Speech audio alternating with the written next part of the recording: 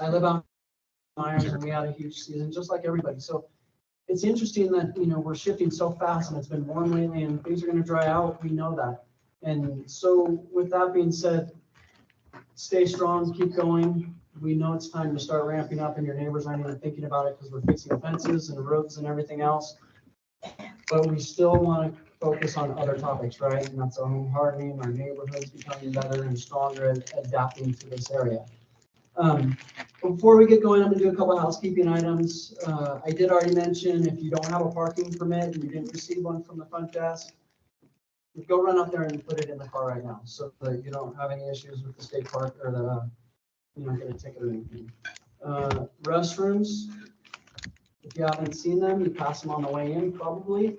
So if you need to get up and go to the bathroom, I think most of the speakers would prefer you aren't upset and sitting there too long. So bathrooms are there. Sneak away quietly if you need to. There is going to be a break. So at I think 10:15, yeah. So we have a break slotted for 10:15. It's only about a 15-minute break. Depending on the timing, we may shrink that down if everyone is going too long-winded. I'm going to keep our speakers from going too long-winded, hopefully. But if you need to get a drink or coffee, it's back there. There's snacks in the back as well, and that was many of the snacks were provided by Parasol Community Foundation. So they have graciously given us funds to provide funding for snacks and things at events, which is wonderful for them. As we get going, many of you may have questions. Depending on the speaker's preference, they may field for questions during that time. We also have a question and answer section at the end. So there will be time, and I think we'll have many of our speakers available during that time at the end to field questions. So keep that in mind as well. For housekeeping, I think I covered it. Want to welcome you here to the Community Wildfire Preparedness Workshop. Yeah, it's a great number here. Thank you for being here and spreading the word throughout your communities. Our first speaker today is Mike Bulmer. Mike comes to us as a registered professional forester. He has been working on wildfire issues since 2002. While he's been working at TRK, Nevada Fire State Council, North Tahoe Fire, the Nevada Division of Forestry, and now he's the executive director at the Tahoe RCD, so the Tahoe Resource Conservation District. That's where I work as well. So without further ado, Mike. Thanks. I wasn't really expecting applause. All right. Well, hey, good morning, everybody. Hope you're enjoying the sun and not missing winter too much. I know I'm not. It was kind of brutal this year. So, yeah, like Jason said, I've been in the basin doing fire, working in this whole wildfire space for about 20 years, which I think automatically makes you a historian. So, you know your old when, I guess, because 20 years ago I wasn't this guy. So yeah, I'm just going to go over, I'm going to do some, just a little set the stage for the day. I'm going to talk about some of the past things that have taken place. We've been doing wildfire prevention efforts in the basin for over 20 years. So I'm going to just kind of touch on some of the things that were really important that have brought us here today. And also some of the accomplishments that we've had over the last 15 or so years, and also talk about Fire Adapted Communities 1.0 and the new version 2.0 that's coming online now. So I got a lot to say, so I'm going to move really quickly. I'm not going to tell you much more about what I'm going to tell you. I'm just going to start telling you. So we're going to just kind of jump right in. Oh, there we go. All right. Okay. So since you're all in this room, I don't need to tell you that we live in a wildfire environment, but we live in a wildfire environment. And as you've noticed over the last 20 years in the Tahoe Basin, in and around the basin, we've had plenty of wildfire, starting with the gondola fire in 2002, which is how I got involved in the wildfire space here in the basin. It was kind of the return of wildfire to the basin in some ways. We had small ones, but this one could be seen from everywhere on the lake. And you can go down the list and you can kind of see how all these different fires, including Caldor, which left about a 10,000 acre footprint in the Tahoe Basin. Just also wanted to just like mention the important role that fire does play in our ecosystems. Fire in the West is kind of a big deal, and it has shaped our ecosystems, our forests, our vegetation types. It has our nutrient cycling. There's just a lot of things that fire does actually play a positive role on the landscape. We just have to find a way that we can be balanced with it. One note on the slide is the fire, the house that's on fire in the middle of this is a Tahoe fire. It was a friend of mine's house. I think it's actually a photo from Cal Fire. So thank you guys. But the thing I always like to note about this is that we get really keyed in on the flames and the fire. What else is on fire? Nothing.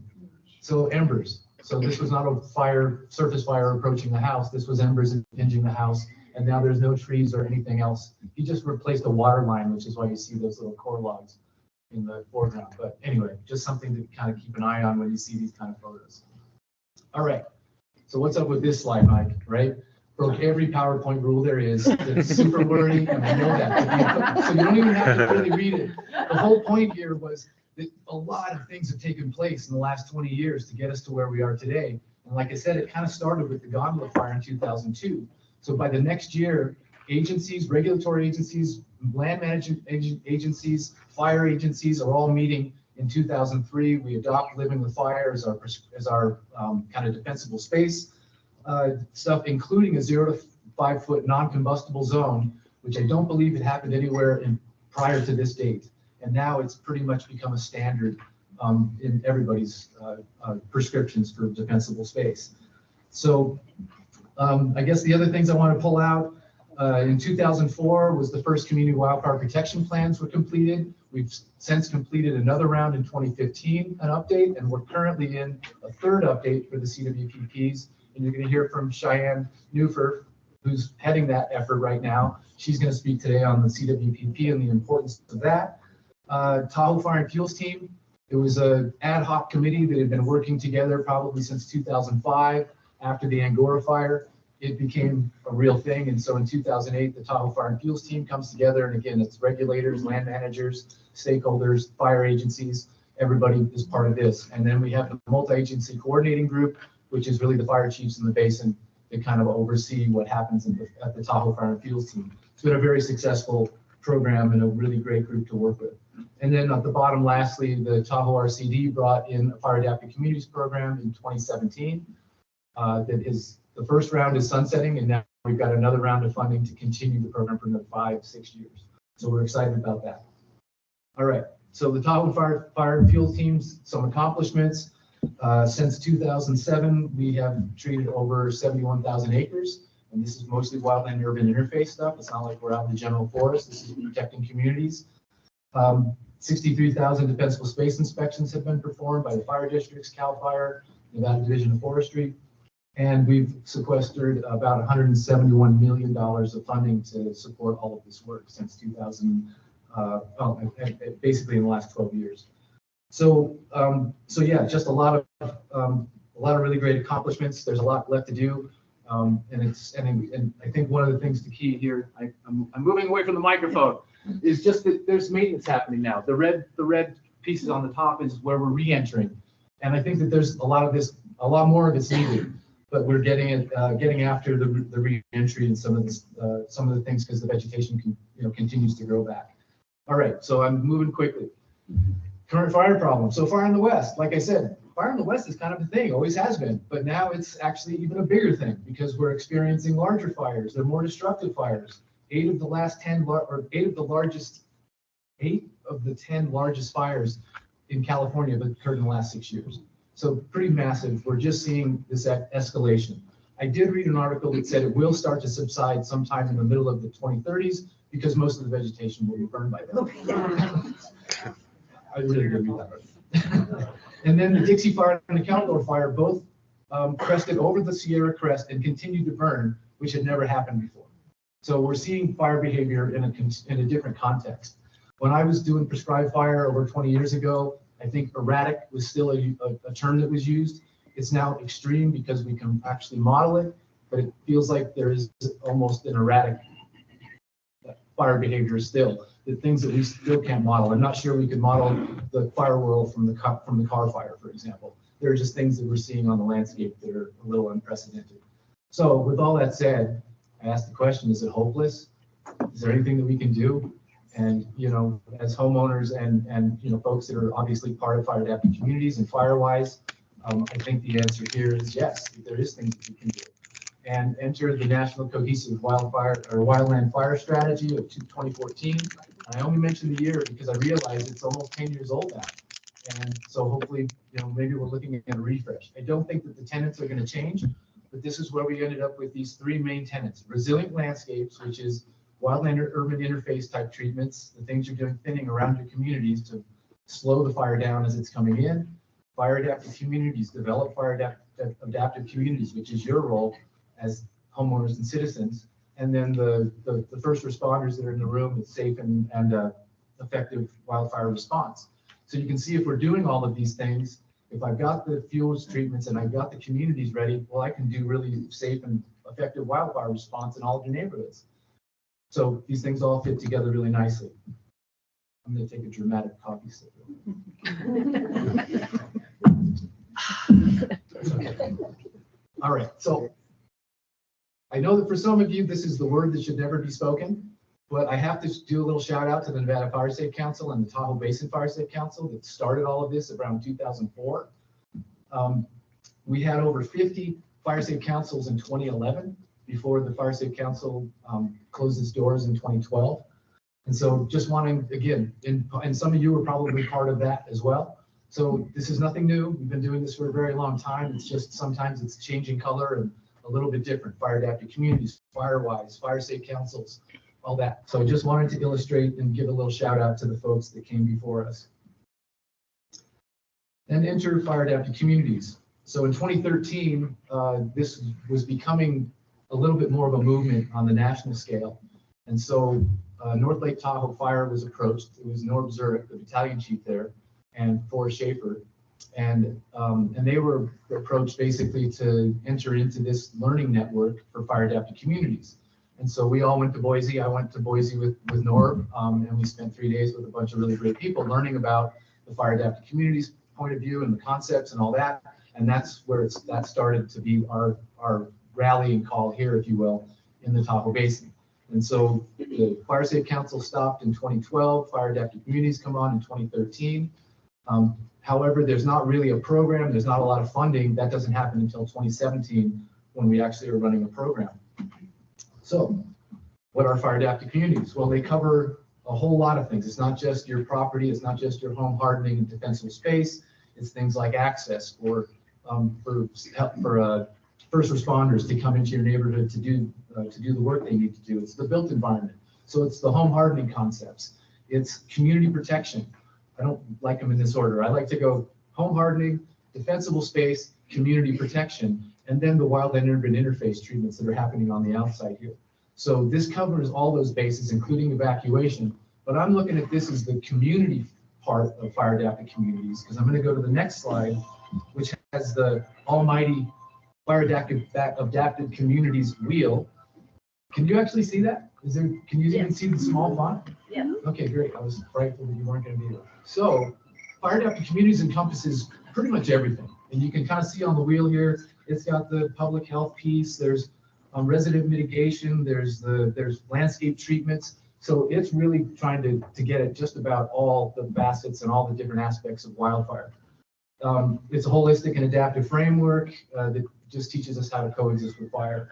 And I'm going to assume that most of you in the room are actually informed, prepared, and collaboratively taking action to deal with your wildfire issue. Oh, wait, and I'll just go back here real quick, because I know that that's on the agenda today. There's a handful of folks that are fire adapted communities or Firewise. They're going to come up and speak today. And I did see Chief Mike Schwartz is in the back. He's going to be one that's going to do a presentation today as well. So excited for that. All right. Firewise USA recognition, of course, it's part of fire adapted communities. And so you can kind of see where it fits in, where it's your community and your parcel level stuff that you're going to do. And we really support Firewise, but again, Firewise and fire adapted communities are not separate. They work together. Firewise is part of this, and we have David Chu here today to talk about Firewise. In fact, I think you're up next after me. So you get more on Firewise in just a second. All right. So now we have the Tahoe network of fire adapted communities. This has been running since 2017. As Jason mentioned, Jason Brand is the program manager for this program.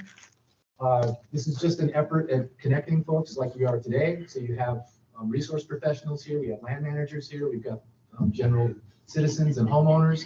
So here we are commingling and connecting. It's also here to educate. So we have, there's websites, there's a lot of publications on the back tables here for you to get. You probably already have most of them, I'm assuming. But the Living with Fire website, we have a one that's Tahoe specific, so it's TahoeLivingWithFire.com. I'll have that up on here in a little bit. And then of course it's empowering the neighborhoods to do the work themselves. So there's not enough of us to be in your neighborhoods every year, as you probably already know. And so the Firewise program, what we really love about it is that we know that you're still doing something that year, even if we're not in your neighborhood, because you have a work day, you've got certain things you need to do to maintain your recognition. So great stuff. The Fire Adapted Communities network is a really great resource. So if you go to TahoeLivingWithFire.com, you can find a ton of resources about this. We also have a neighborhood leader program. So we're working on curriculum.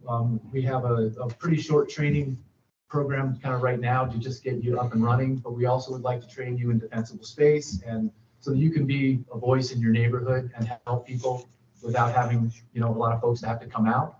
So we're trying to develop that. And in fact, there's actually 65 neighborhood leaders now. We're developing more of a curriculum, and again, we're promoting Firewise stuff, and I'm not going to talk about volunteer data collection today.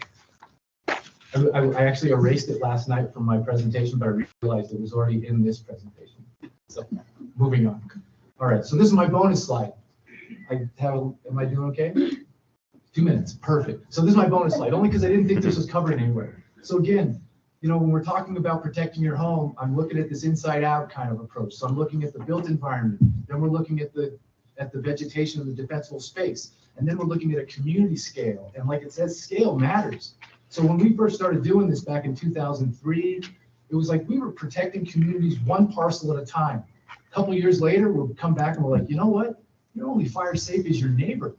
And now the realization is that if you're not doing this as a community, you kind of don't have a chance. I mean, you do, but your risk becomes way higher and the odds of survival are way lower. So scale matters. So again, all of these pieces start to just come together. If I have all of it there, and I've also got the wildland urban interface, I got places where the first responders can actually be, and they can do and protect your homes safely. So great stuff. So only last thing I just want to mention is Jack Cohen, a U.S. Forest Service researcher for about 20 years. He researched how homes ignited and were burning to the ground. He has really great videos on YouTube, so really educational stuff, really easy to watch. So just search YouTube for Jack Cohen Wildfire, and you'll find some really great things. And again, tons of resources available, and get connected. So we have a newsletter. You can sign up for the newsletter at TahoeLivingWithFire.com. A lot of resources at fireadapted.org. We're on Facebook, Instagram, Twitter, on and on. So there's some resources for you there, and that's all I got. Did I do it in 15 minutes? You right there, yeah. All right. Yeah. Thank you guys very much for being here. I really appreciate it.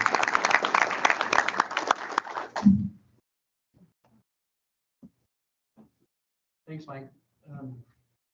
Super thorough, and I bet you could talk about the subject for an hour to 2 hours, because there's a lot more there, obviously, that we could open up and keep going, but thanks for keeping it to 15 minutes. Our next speaker, we have David Hsu from National Fire Protection Association, NFPA. David's going to talk to us about National Firewise efforts. So, David, thank you.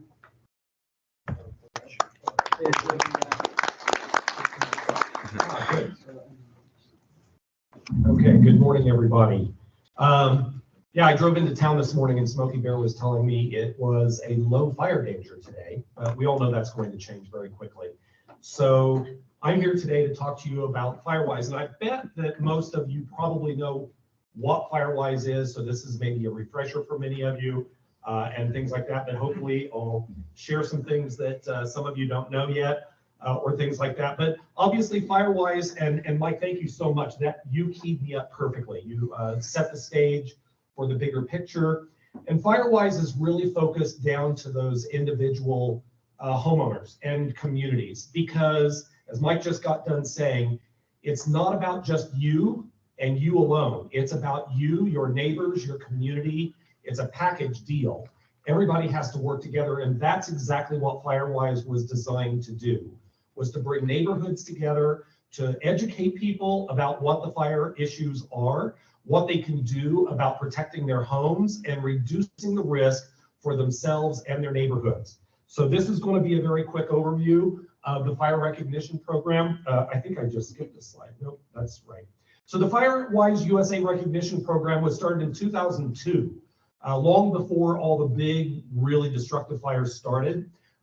It was, it is a voluntary program. It's not a government program. You don't have to get permits for it. There's no fee to pay for it or anything else like that. It is a voluntary effort. I kind of call it the AA of wildfire. It's the first thing you have to do is admit that you have a wildfire problem in your community. And then you start figuring out, well, what is that problem? And what do we as a community want to do about it?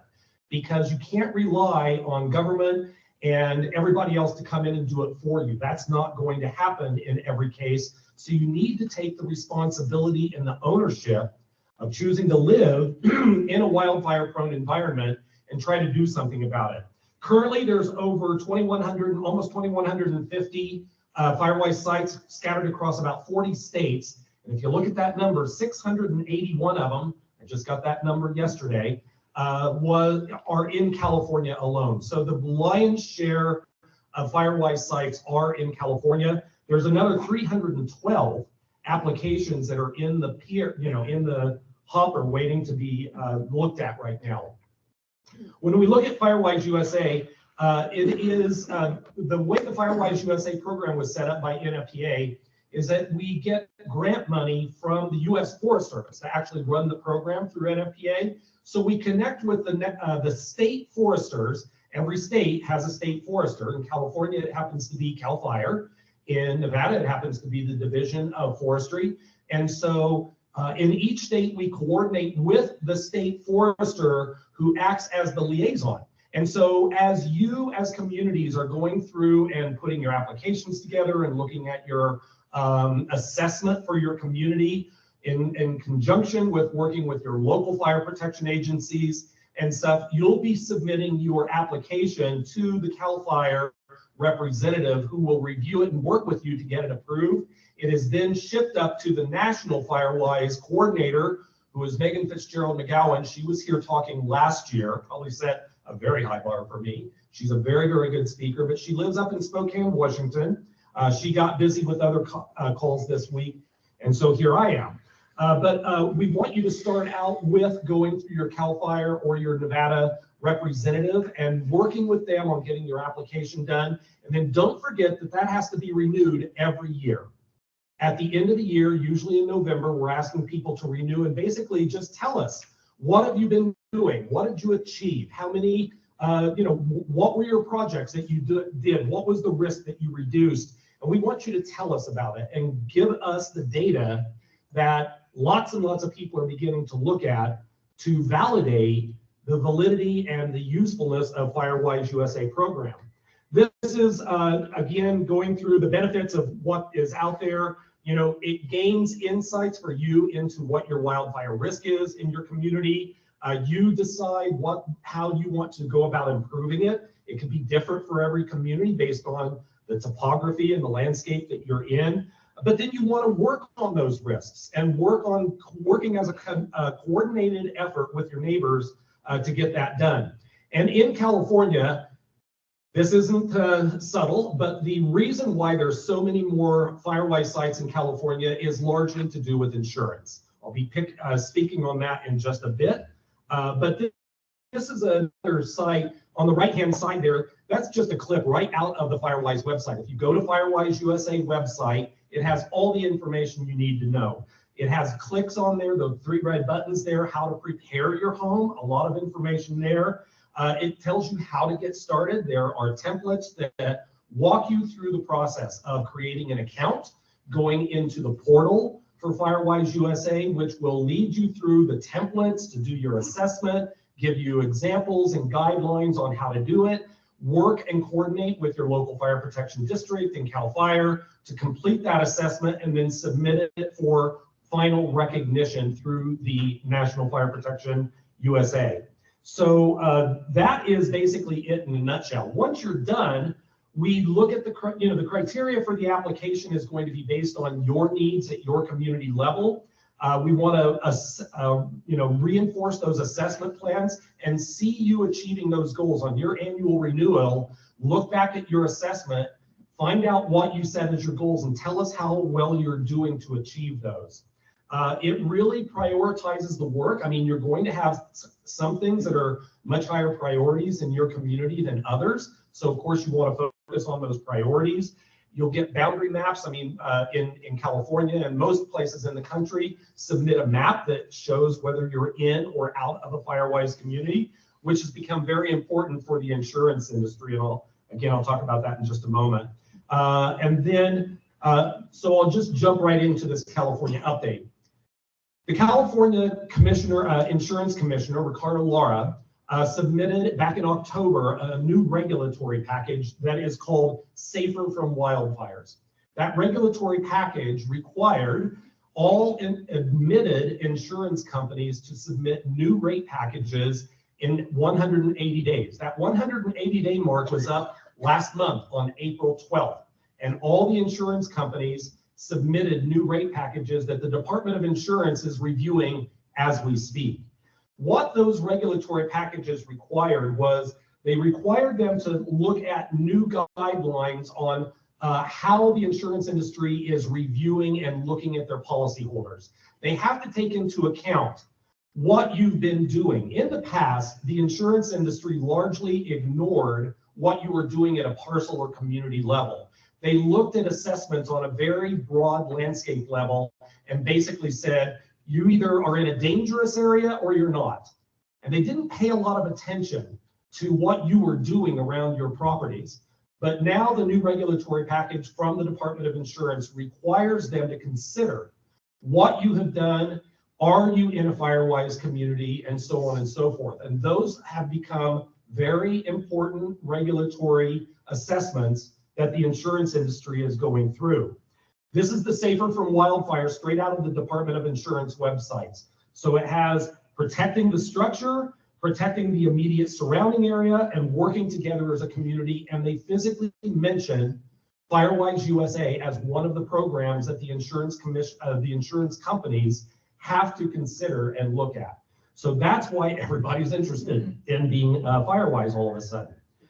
USAA Fire Insurance Company was one of the first companies, in fact, they were the first company that recognized Firewise as a legitimate program that actually does reduce risk. Their statistical analysis that they've been gathering over 10 years shows a significant reduction of structure loss and risk reduction in communities that have achieved Firewise recognition. They have now expanded that to 10 states. But California is the first state that they started in, and lots of other insurance companies are jumping on board. So how does California do that, or how does NFPA do that?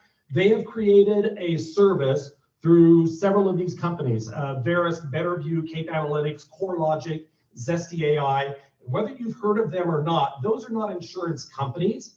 They are information companies that provide information, data lists and things like that to the insurance industry.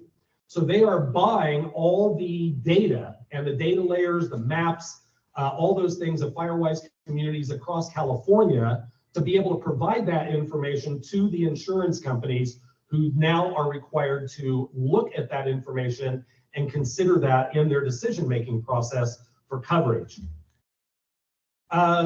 I'm not going to have time to get into this in a lot more detail, and so I just am going to go through. There's a lot of information on the NFPA website about community preparedness and such, there's lots of charts and things connected to the Insurance Institute for Business and Home Safety, lots of information on community involvement, and I won't go into it in any more detail, But I will be around here all day, and if you have questions, please come up and ask me, and I'll do everything I can to answer. Thank you.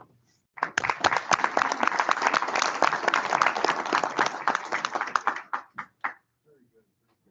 was great. Yeah, Dave, thanks. He saw me giving him the signal that yeah, you're out of time and wrapped it up quick. So I'm sure same thing. This is one of the hot topics, one of the things we want to hear more about. There's only so much time in a day. So thanks for being here, Dave. And I really wish I could have met with you when I first started less than a year ago at the Tahoe RCD, because giving that background and hearing it again, that I've heard it before, but now hearing it in the way you say it, thank you. It helped me a lot. So good talk. So next up we have Mike Schwartz from Second Creek, and he's an Incline Village area Fire Adapted Communities leader. So Mike.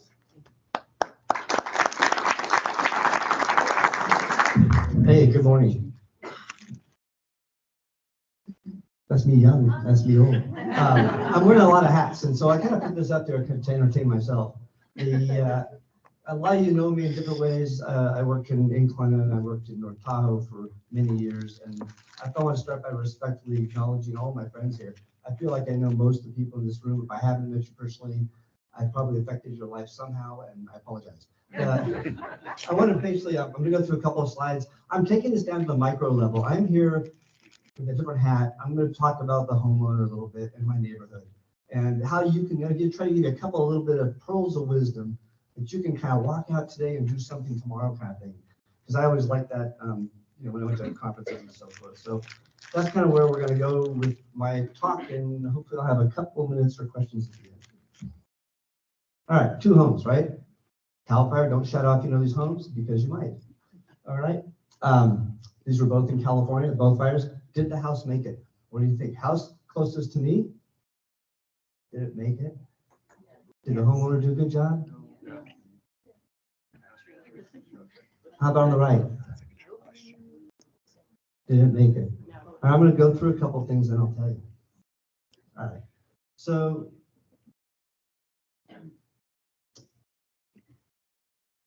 first thing I wanted to talk a little bit about is go. So you've heard Ready, Set, Go. It's been adopted in lots of places. I don't have time in 7 minutes to cover a lot of them, but I wanted to give you a couple of, little pearls. First of all, if you're somebody that's going to need time to get out of your house, go when it's red flag day. We didn't have it. I don't think we had a single one last year. Is that right? Not a single red flag. The years before that, I think my last year as chief, we had 6 days. So if it's going to take you a long time to get out of your house, go get a hotel room in Reno. Don't panic about it. Get your stuff. Why not? Why set yourself up for having to get out in traffic? That's just my opinion. Other thoughts, is your car packed? So if you're going to go or not go, has a lot to do with how prepared you are to leave. In my particular case, and those people who have heard me speak a little bit, when it's a red flag, watch before the red flag warning. I have suitcases that I pack up with all my stuff, and I'm ready to leave. I have a 5-minute list and I have a 30-minute list, and so I'll talk a little bit more about that in a second. But when to leave has a lot to do with how prepared you are. If it's going to take you an hour to get out of your house, you better leave early, because that hour is going to go really quick for you trying to get out of here. And you have to think these things through. If you're going to live in this high fire danger area, I think it's prudent that you take some preparation ideas. It's interesting as you talk to people who've lost homes, and unfortunately I've had probably too much experience with that. They're never the same. And the difference is when there is a red flag day, it's sort of like PTSD for them. And if they're not there, they actually pack up their stuff, put it in containers, they put them by their door. I've heard this multiple times, and they ask somebody, hey, take my stuff if the fire comes. So think about that, right? You have the opportunity today to go home and think about, okay, I have pre-made lists. This is a little shot of one, you won't be able to read it, but it basically says on this floor of my house, this is what I'm grabbing. What's important to you? What do you want to see again? Because if you leave it and you have a fire, you're not going to come back to much. And I'll share that story at the end too. And the other problem is, are you going to be able to anticipate that your exit corridor is open? Who here hasn't thought about that, right? We're all out there banging the drums. I would like to, I'd like to see the Nevada Highway Department do a better job like Caltrans is, clearing our exit corridors. So, I may take that on as my next project, is make myself a nuisance to NDOT. I think they could get rid of half the trees on Mount Rose and we'd be better off, but that's just my own perspective. So if you're gonna leave, red flag days, if you're gonna take a long time, if it's a precautionary or voluntary is when I recommend leaving, no later than that. If you're gonna wait till mandatory, you may not get out. That's how that is.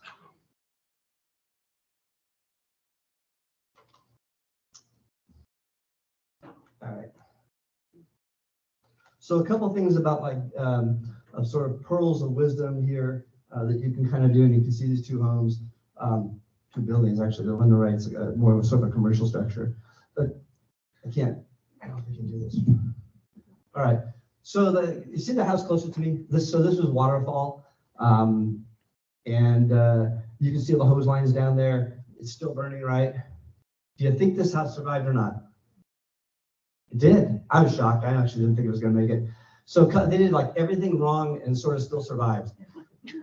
They left a VW bus next to their house and it caught fire. You know how hard it is to put out a VW bus when the engine block's on fire? So they had a fence that rolled up to the house. And this is like my number one thing. If you have a wooden fence that goes to your house, that's a fuse. It just takes one ember to catch that one little piece of that fence and it just will ring your whole yard and take your house.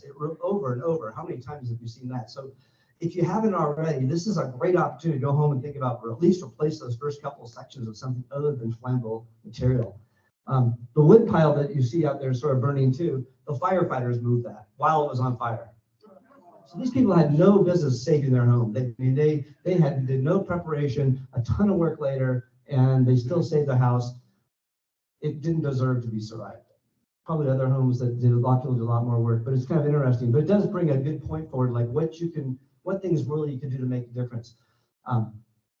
If you're not constantly sweeping pine needles and leaves away from your house, that's like a super simple, inexpensive thing to keep that maintenance. The problem is the wind that comes with these fires, that blows these brands against your house. So we'll talk a little bit more in just the next slide. And then the other one that's on the left over there, that house had that structure, and that was campfire, I believe. It was a historic structure that had great defensible space and just not enough firefighters in the area. That was a gigantic fire, and it was unfortunate because this was sort of a historic roadhouse, and it burned. And my point partially here was that, and I have another slide like this, is remember on these fires, whether it was I was at Angora and most of these camp and all these fires, you'll never see a fire safe that survives. So if you're thinking, hey, my guns and my money is going to be safe in my fire safe, CAL FIRE, am I telling the truth here? I mean, how often, if the safe survives, it's going to get looted before you get back to it. I mean, it's sad, but it's the truth. So, I have a lot of friends say, oh, I'm not worried. I have my stuff in my gun safe. All right, well, good luck with that, because I've yet to see 40 years now, and I've never seen one really survive. Not from a real fire. So kind of moving along, home hardening. Hey, I really like Dave. That was a really good talk. I really do buy the Firewise thing. I mean, poor Erin knows this because I put her to work and making Firewise communities throughout North Tahoe and tying them together. Fire Adapted is a great organizational structure. Firewise are sort of those things we need to pay attention to if you want the attention of the insurance company. If you don't know, that slow-moving disaster of fire insurance, or lack thereof, is slowly working its way to Nevada, folks. And it's getting there. Am I running out of time? I'm almost done. Okay, so I'm going to move right along here. Oh, so the point of home hardening, there we go. Okay, so 2 homes. This one over here, you can't quite see the house in the background. The reason I took this slide of the bunch I have, it did survive. And it survived because they had good defensible space and a return drop, well placed by CAL FIRE. So and the other house, I don't think CAL FIRE guys recognize this home. It's a friend of mine, and the point of that again is what it looks like after the fact. So I don't have any more time. Like I said, in fact, I could fit into 7 minutes if it was possible. But thank you very much, and you guys have fun. If you have any questions, hit me up later.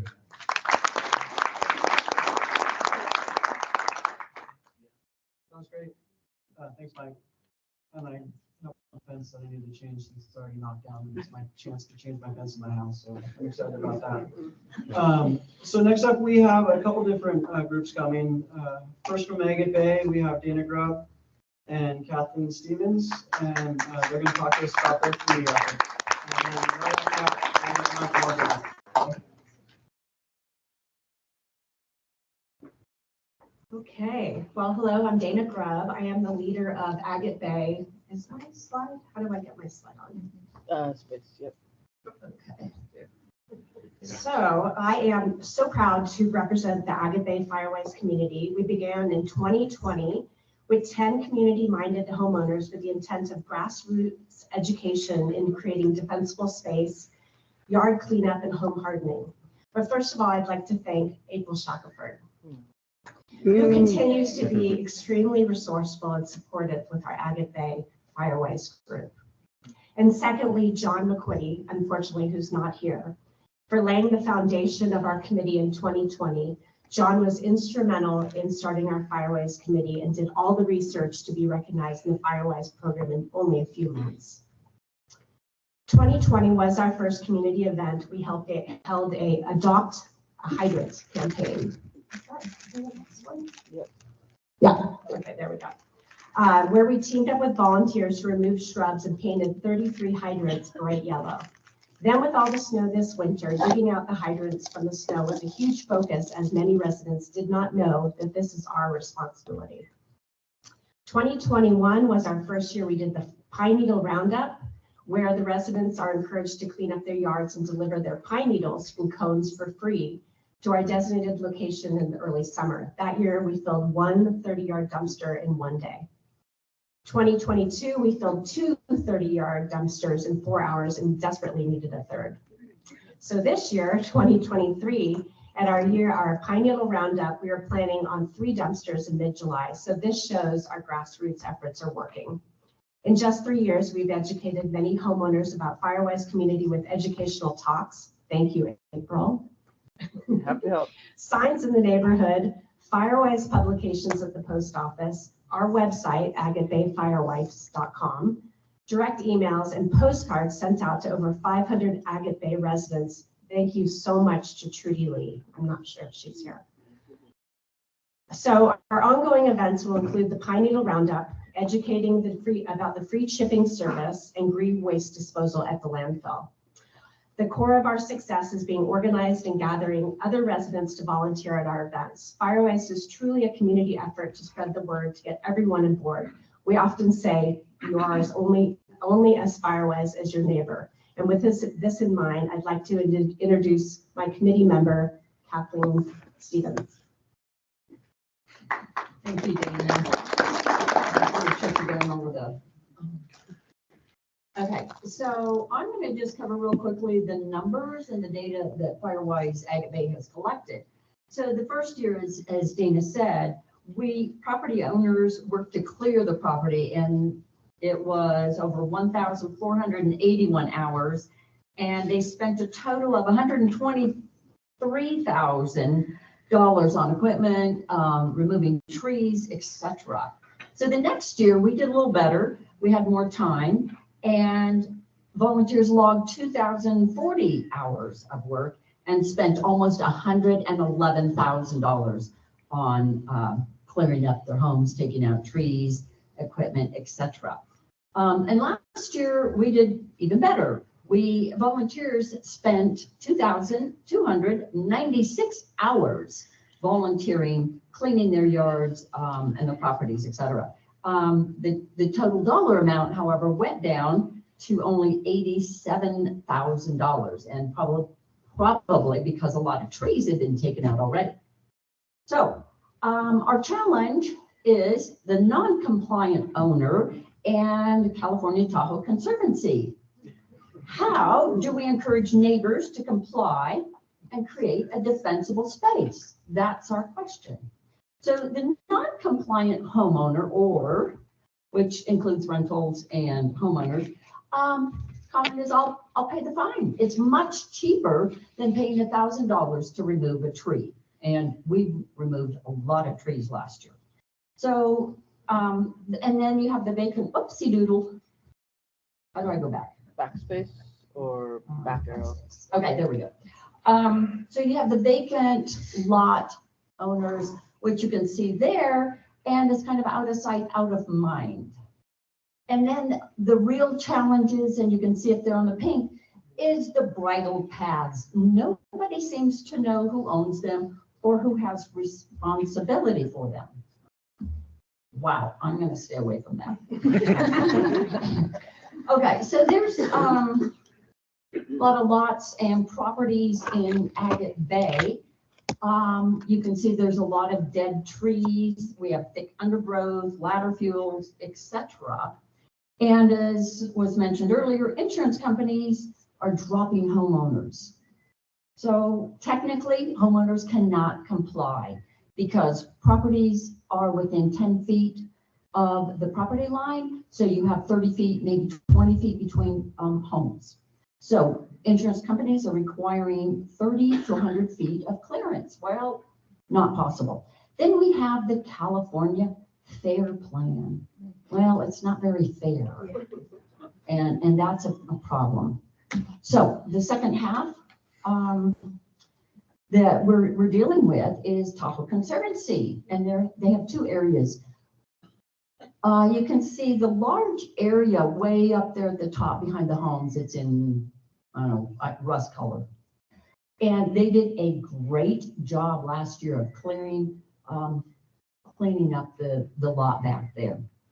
So thank you for that. However, we have the Agate Bay lots. They were not cleared so well. And as my granddaughter would say, whoops, they're a mess. And homeowners would not pass. So there's large trees with weakened trunk, cankers. My neighbor has a tree that he's very concerned that is going to fall on his young children's bedroom. So with that, ladder fuels, trees that on these conservancy lots that are less than 10 feet from each other. A lot of this potential hazards, lots that are very close. So who is responsible and where's the accountability for this? So we as Tahoe Conservancy, they're our neighbors, and as was said earlier, we are only as Firewise as our neighbors. But what has helped is getting our community involved, showing by example, and our annual events. So fire's coming. It's not if, but when. Thank you. I got this.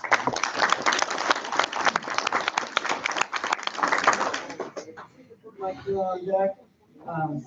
You got your Telmont. So Mike Morgan come to us from Telmont, and sounds like he's doing a lot of work out there. Good job, you guys. I hope my community gets there. So.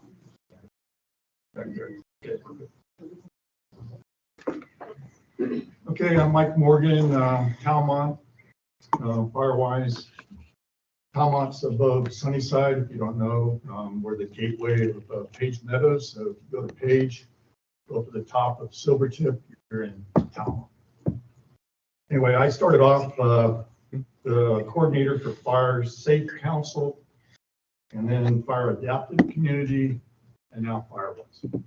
Firewise has been a game changer, total game changer, because the problem we've had is motivation was never a problem. People wanted to clean up their yards, especially after all these mega fires, but they didn't have the ability to move their defensible space down to the dump or to the collection facility at Homewood or the other two locations in June. So a lot of homeowners never did that cleanup. And then Firewise came about, excuse me. And with the grants, and I'm not sure exactly what goes on with the grant, but I know on North Tahoe, we have grants for the dumpsters. And that was a huge game changer for us, because then we got these dumpsters up to Talmont. Initially, we had four 30-yard dumpsters show up Memorial Day weekend. They were completely full the first day, completely. And we didn't even have, homeowners were still trying to get up. But fortunately, we have a guy named Jimbo, and some of you probably know Jimbo. He's been around forever. We used to call him the mayor of Talmont. He had a backhoe, so he came in 4 different times that weekend, packed down the dumpsters. So we were able to extend that dumpster 1 more day. And what we did was we filled out this form here and posted it on our websites, our social media. We mailed it to individuals. We went door to door. Basically, recommendations. We do not have an HOA. We do have a board of directors because we're a general improvement district, but nothing is written in our contract with the board of directors, so we can't enforce the festival space, not like an HOA. So it's all recommendations. And we have the same issues that Agate Bay has. We have homeowners that are vacant, non-existent homeowners that we have some homes that look like they're about ready to fall down. I mean, they're still up there. Nobody's around them. We have vacant lots that homeowners are not maintaining. And we also have the conservancy. And since we're on the south end of Placer County, the conservancy has not been up in our area for many, many years. So we're really hoping that they'll get up here in the next couple of years. So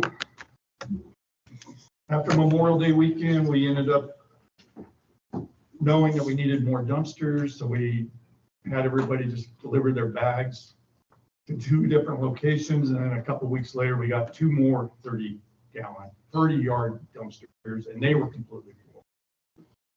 So, and then on the dumpsters, we also bought our own banner at the top of our hill that advertised the Firewise. And then we put these signs on all of our dumpsters. They were scattered around the neighborhood. And the big issue is no branches. We did not want branches because they fill up the dumpster pretty quickly. And there's a completely different grant for chipping. So we had everybody use the chipping grant. Yes, we did have a couple of homeowners that have manicured lawns and did not want the chips on their property. My yard is not manicured. It looks like a force, but it's clean. So I had a huge pile of branches on my property. Also, we did have, about 15 years ago, a neighbor bought or paid for 3 30-yard dumpsters out of his own pocket. And that's why we have no car parts. Someone was dumping car parts. So we were dumpster diving, trying to pull stuff out. Same thing with construction. Anyway, no plastic bags. Plastic bags is a huge issue for me. I hate plastic bags. And I was trying to get people not to use them, but if they did use plastic bags, use the big construction ones so you can reuse them. We still probably threw away over 150 of the cheap plastic bags. Someone was using the kitchen bags, those white ones that came about. So, but I have probably about 50 construction bags left over from last year that I'll try to get out to my neighbor. And that's about it. The best part of Firewise is our community members and our homeowners that helped make it very successful. 6 30-yard dumpsters. That's amazing. And we'll plan on having 6 again this year. All right, thank you.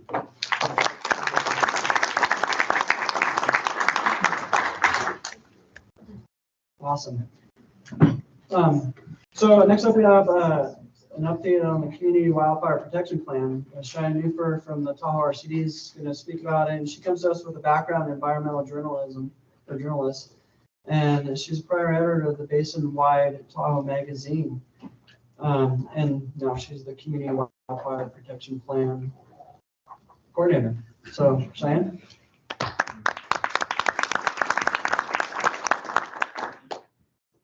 I'll keep this brief so I can get to a break. But my name is Cheyenne Newfer, and I am the Community Wildfire Protection Plan coordinator at the Tahoe Resource Conservation District. Today, I'm going to give you a brief overview of the CWPP update, which has been funded by the California Tahoe Conservancy. that is currently underway. So first off, what is a CWPP? Following the widespread wildland fires in 2002, the Healthy Forest Initiative was enacted into law by the Healthy Forest Restoration Act of 2003. While this act encouraged thinning of dense forests on federal, state, and local and private land to help protect local communities from intense fires, it was also encourage communities to create their own CWPPs. So, CWPPs collaboratively designate areas in the wildland-urban interface, also the WUI, that are in the most need of treatment. So this comprehensive planning document also highlights the specific prioritized projects and community actions that can effectively reduce wildland fire danger. A CWPP also serves as a major funding mechanism for fire districts.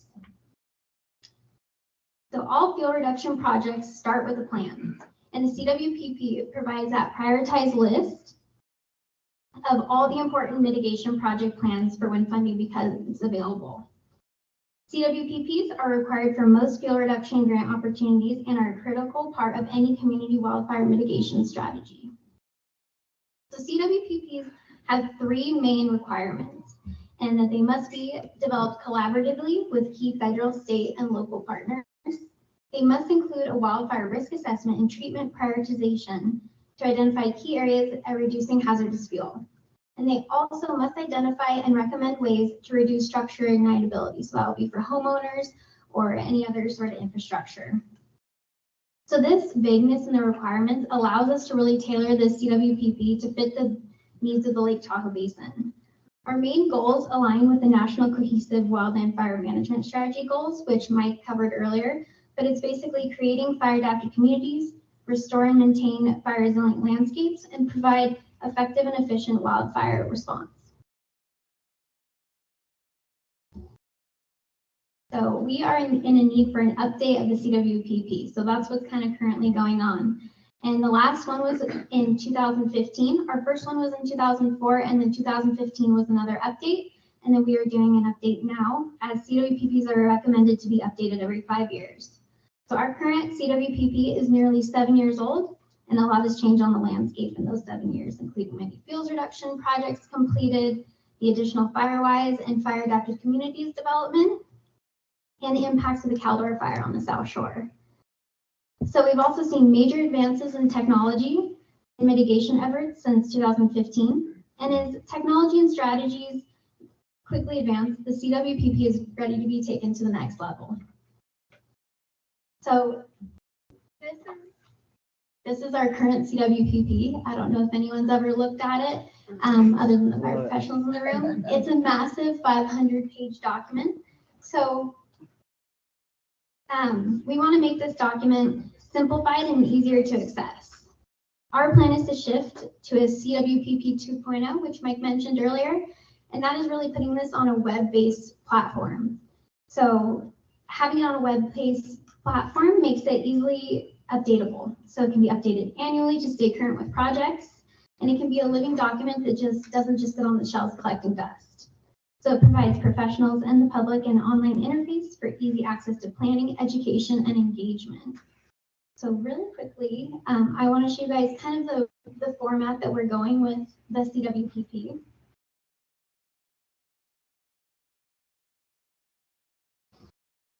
So this is from SWCA, which is an environmental consulting firm. So this is kind of their format, but we want to do something similar with the Lake Tahoe Basin, and we'll obviously frame it to fit how the basin works.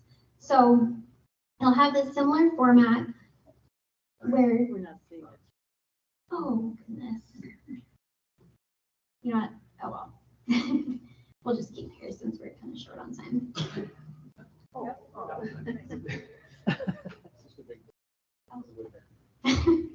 All right, so this CWPP format on the web base, it'll have all the different chapters as different tabs.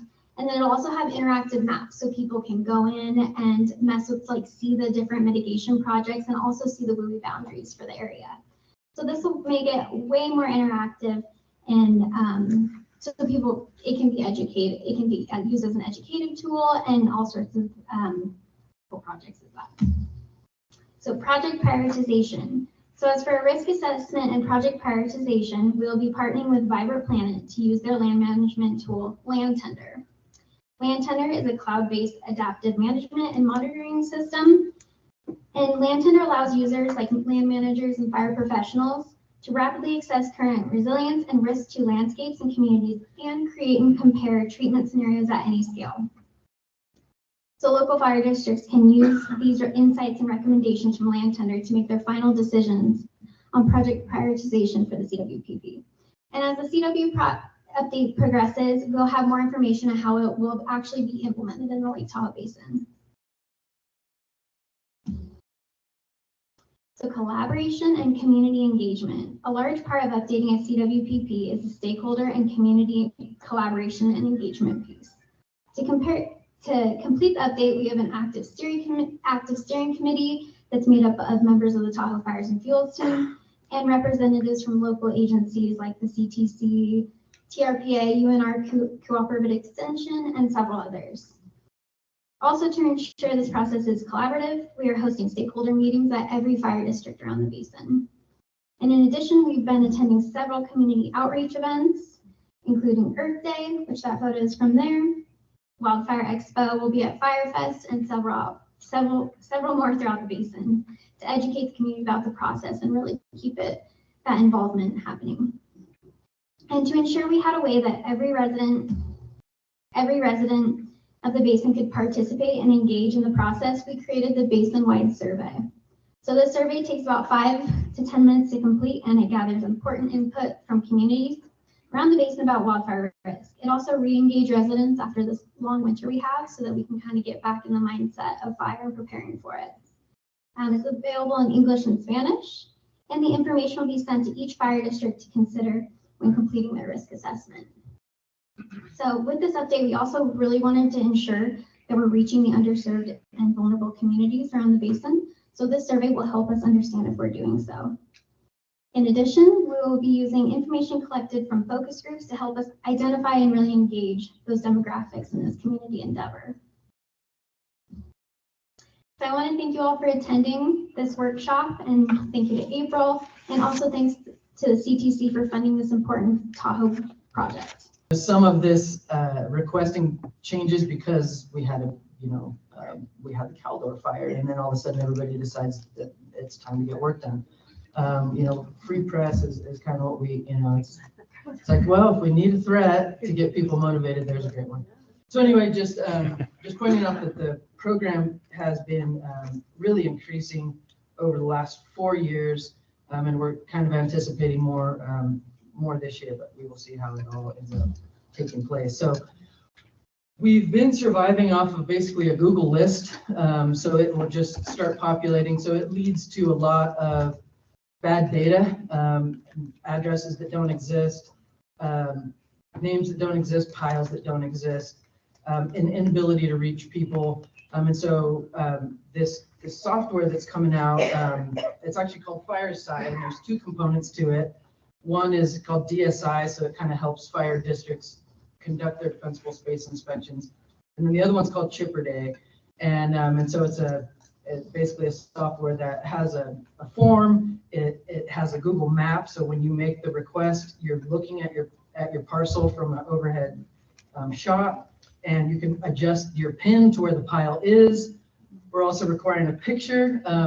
And so it might be a little bit more of a challenge for folks to register, but really it's so much better. And then you can also go back in and manage your reservation. If your pile, you end up with a bigger pile than you thought, your neighbors have a pile, like all these different things, you can go back in and let us know, like, hey, we actually hauled this pile off for whatever reason, or you know what, yeah, we didn't tell them the pile's actually on the back side of the property. And so we are really excited about all this time it's going to save us. It's going to make the program a lot more efficient. Yeah, I mean, I think I basically touched on those bullets.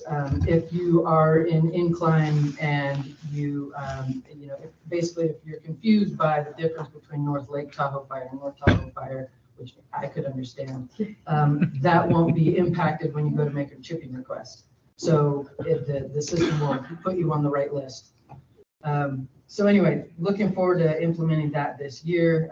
We are taking requests, so help us beat the 1405 request from last year. So our defensible space initiatives over in North Tahoe, we're kind of focusing Carnelian Bay and Homewood. We just heard from Agate Bay. Carnelian Bay is kind of the same. At least I hope I'm not ruffling any feathers with that.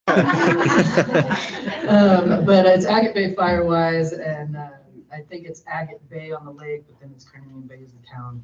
Anyway, just due to the activity in that area, we're going to do some more curbside inspections in there, get more mailers out to more folks, and that always triggers better compliance.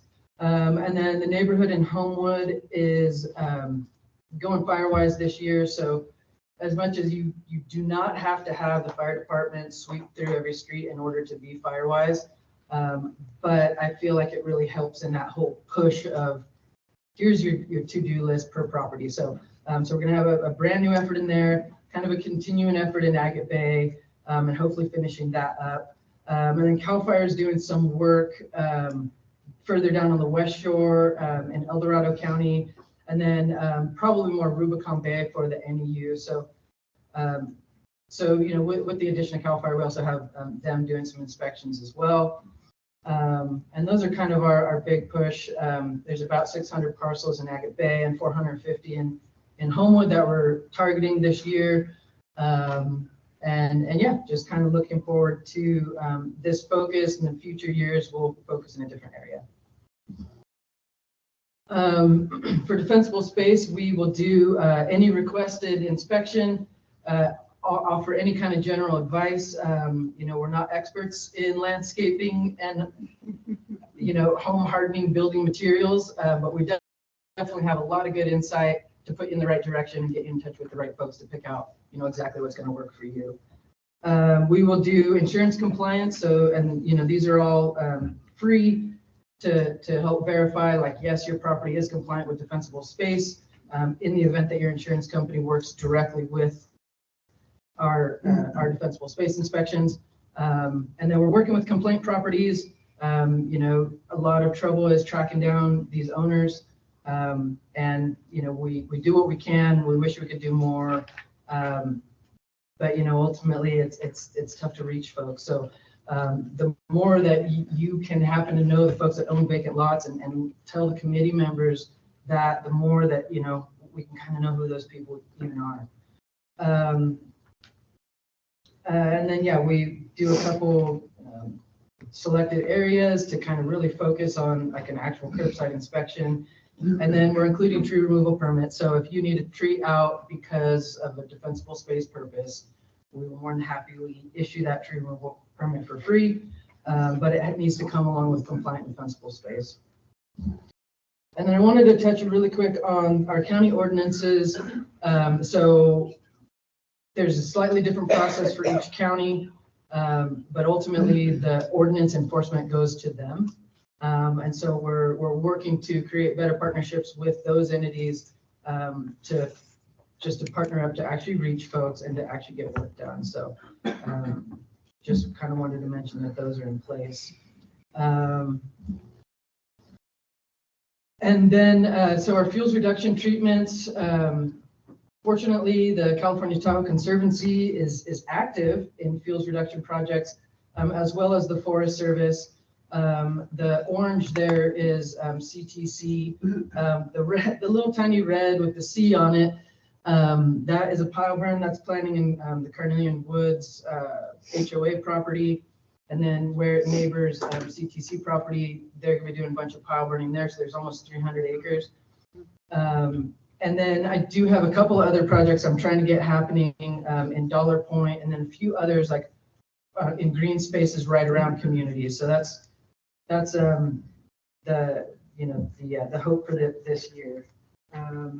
And then, yeah, also El Dorado. I'm not sure. Hello. So, well, let's see. I'm back. Okay. Yeah. No sleeping microphone. So anyway, excited about the CTC work happening right there at the edge of Tahoma. And then just, some other Forest Service work. So I definitely working in good partnership with Incline. Just our chipping contract has their crews come around and chip. So they're chipping everywhere from all the way through Incline, all the way around to Emerald Bay. And it's just kind of partnership project. So I kind of covered the.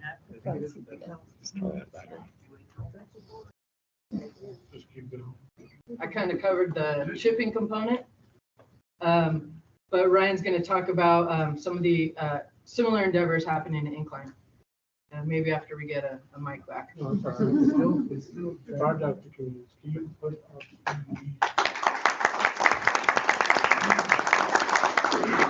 Yep.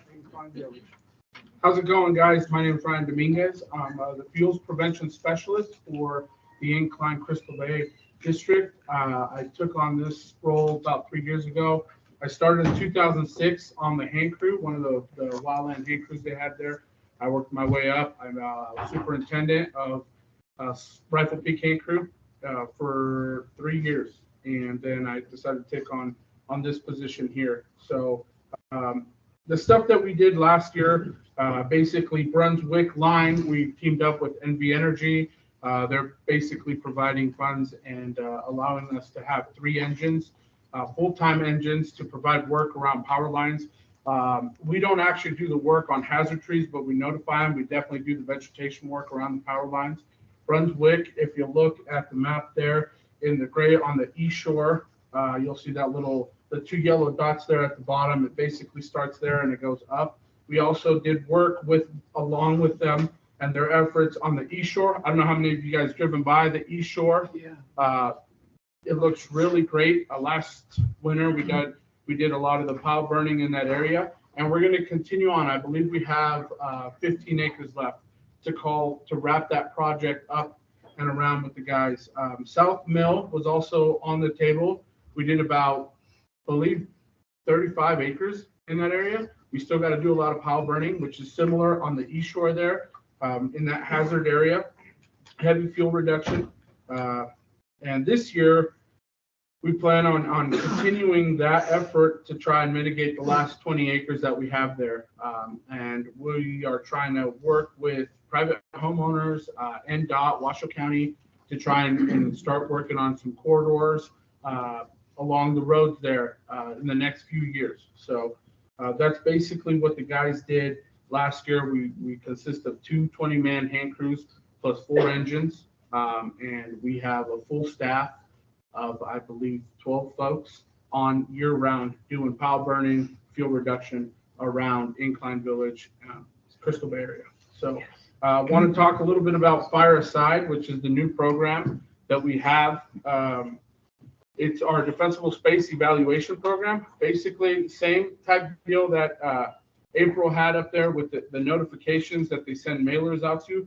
Ours is going to be more digital. It's a new application that allows us to communicate with the homeowners with pictures, narratives, videos. So I know that a lot of our population grows through the summer months, and those folks, we're dealing with a lot of vacation homes. We're dealing with a lot of property managers. So a lot of the times they get busy. They're not allowed. They don't make the time to walk the properties with us. This kind of mitigates that situation where we're allowed to almost FaceTime them and send them narratives and pictures, and they could communicate that way back to us. So we don't necessarily have to make it back out to the property to know that those violations have been mitigated through the property management or the homeowner themselves. It's a really cool program, although it's fairly new, so we're running into some issues, and we're trying to mitigate those problems as we go. Luckily, all the snow has helped us, so we have plenty of time to kind of mosey into that. So speaking on D-Space, the way our fire department goes about it is we target an area. We usually spend 2 years there, and we track every home in that area. If you look at the map there at the end, that was our target hazard area for the last 2 years. That's the Upper Tyner map, and that's the target area that we had last year. Lower Tyner was Chief Shorts, who spoke earlier. he had the Lower Tyner area, and I don't know the numbers exactly there, but I know we have 369 parcels/properties on that map. 265 became compliant in that area. 104 are non-compliant currently. So we'll be kind of moseying back into that area, giving these guys notifications through the Fireside application. And we have 45 U.S. Force lots, urban lots that were in that area. We also started coming into an agreement with the Forest Service, so we'll be doing a little bit of work in those urban areas, depending on the amount of hazard it creates and the prioritization that we have for them.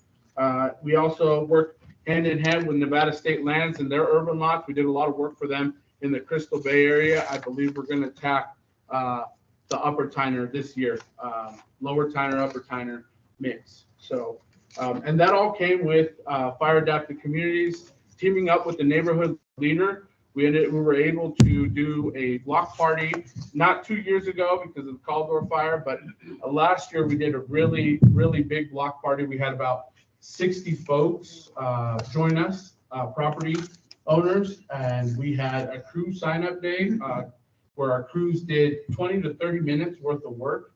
That was all thanks to Tahoe RCD and providing those funds for us to be able to have our crews go out there. And out of those 30 signups, I believe 21 of them became compliant that day. And we broke up into small modulants and of 3, and with the chainsaw and 2 guys, we were able to cut, pile down the road, and the following 2 days, we had a community chip day. So we went and we took care of every single pile on that neighborhood. Along with, we filled up two waste management bins. I don't recall the size, but the neighborhood was really active. And we usually spend two years doing that. We give them 60 days between notices, and then we do full-on walkthroughs. The folks that contact us are able to use us and become compliant. The folks that don't, we just continue to iterate the process and try and contact them. This year, we're looking for a community leader in the Jennifer, Geraldine, Allison area. That's the area we're going to be targeting this year. About the same amount of units and homes with multiple Forest Service lots, urban Nevada State lots, and hopefully we get a great outcome.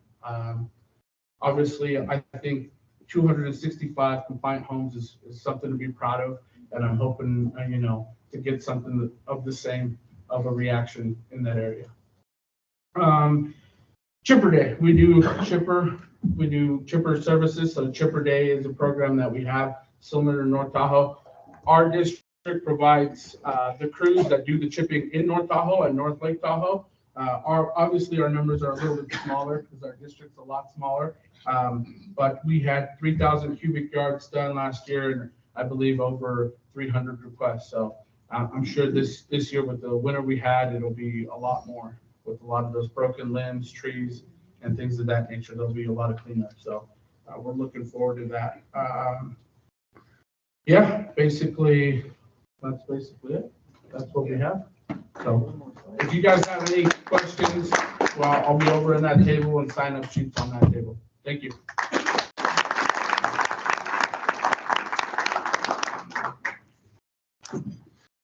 Just an astronomical amount of work going on. And I want to point out, these are fire protection districts. We're not talking about urban, lot managers, which we're going to come up and we're going to talk about in a minute. These are fire protection districts. It's a different role for them historically, I think. And so I think the amount of work that we see going and being put on the ground out there by these groups is really commendable. So thank you guys all. And then I also, since April just sat down, I wanted to leave her up here, but you don't have to get up, April. The amount of coordination it takes to put on events like this, April spearheaded all of it. And I may be up here and you may think I'm the one who coordinated it. Not at all. I'd like to get a hands out to April.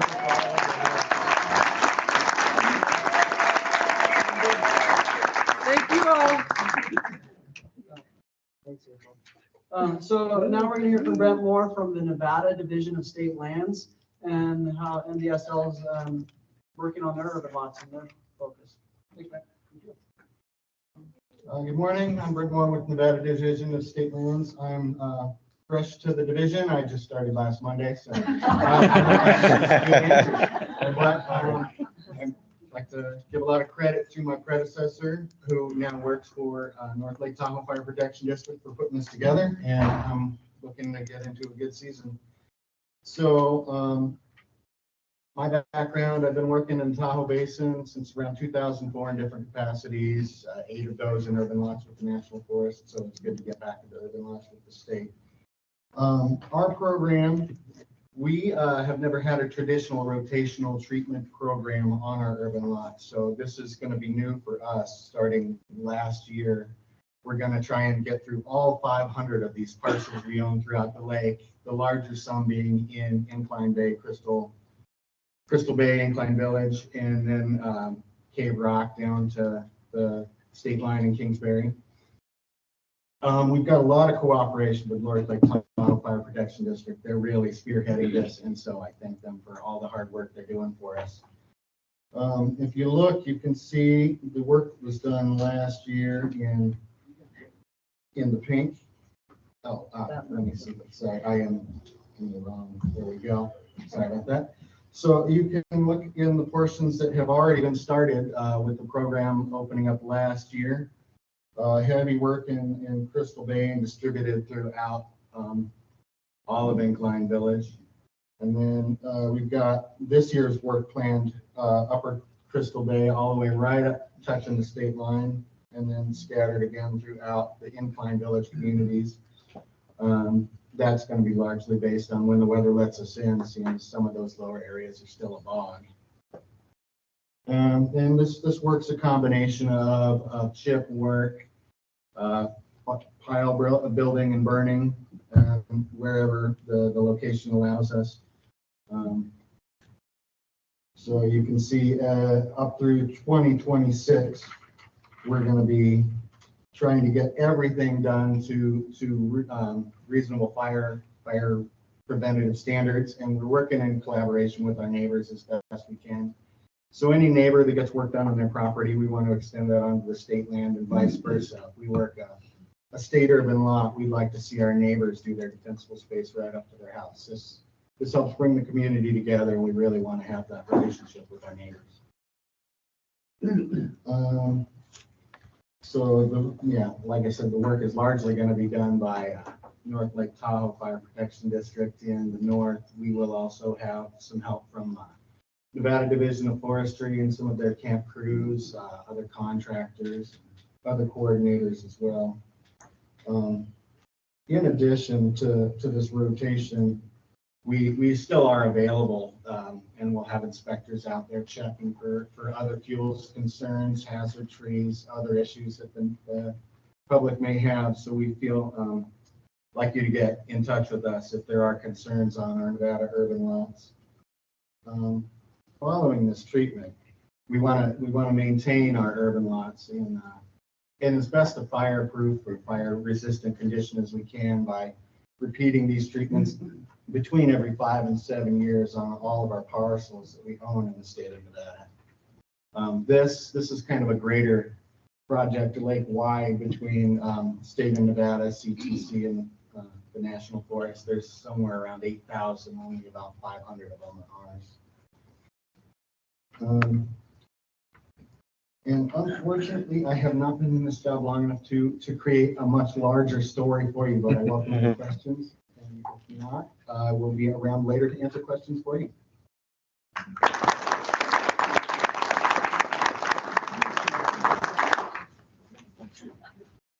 All right, so moving along, which is good. We do have a slam-packed agenda today. I didn't realize it until I really started looking at it the other day, and I'm like, wow, it's busy. Our next presenter comes with 17 years of experience working for LTBMU, Lake Tahoe Basin Management Unit of the Forest Service, and also now with the California Tahoe Conservancy. Jason Pollard is a forest management planning specialist, where he's implementing projects and planning field reduction projects on urban lots and in the urban wildland urban interface. So Jason, want to go and step up?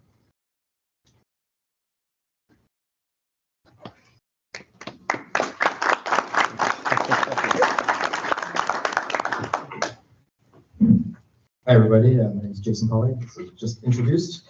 So I work for the California Tahoe Conservancy. And just to give you a little introduction to the California Tahoe Conservancy, we manage land. We're also partners with Fire Adapted Communities, Forest Service, and our fire protection districts.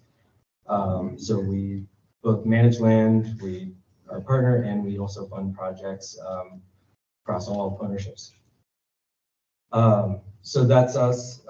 We have about 4,700 parcels that are owned by the California Tahoe Conservancy, totaling about 6,500 acres. All of it's on the California side. We are a California state agency, so we're all on the California side.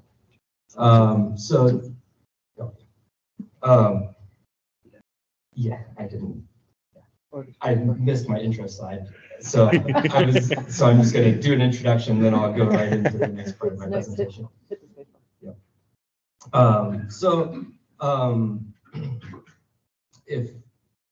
that's the intro to the Conservancy, and then if as I've heard here, there might be some issues with Conservancy land, and if you do have issues with Conservancy land, I can get an intro slide.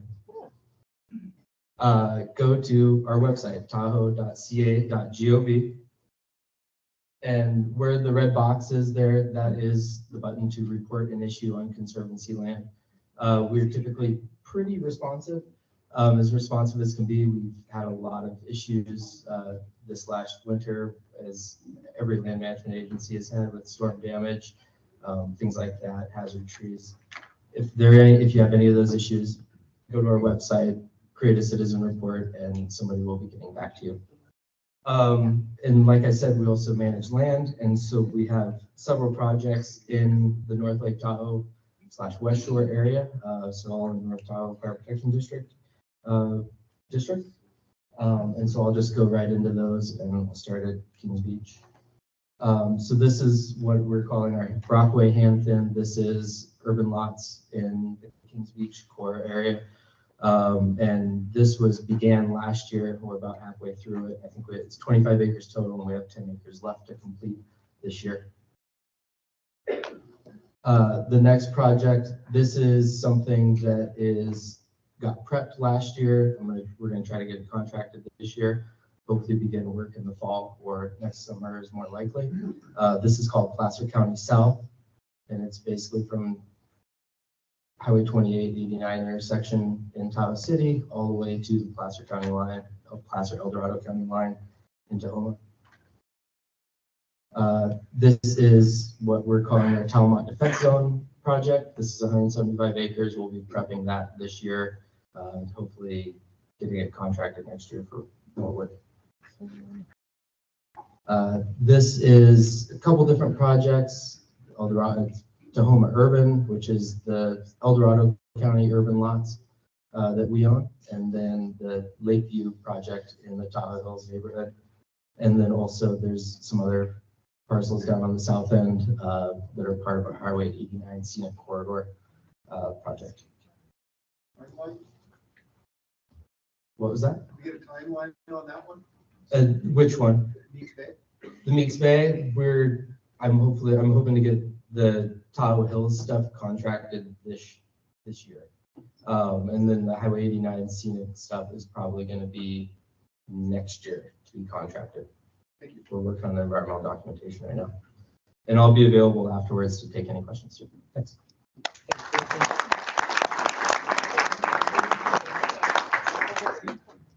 Thanks, Jason. All right, so next up, we get to hear from the U.S. Forest Service. We've got Travis Buckaloo. Hope I said it right, Travis. He's a forester. He specializes in timber, sale prep, and urban forestry, and he's currently LTBMU's urban forestry supervisor. And he's joined with Kenny Hill. So thanks, you guys.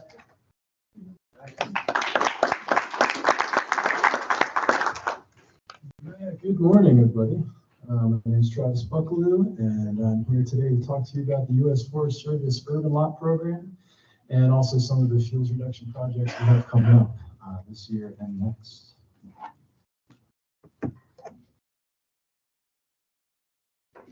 And this is Ken Heald, our Fuels Battalion. And he's going to talk about some of our burning projects coming up here too.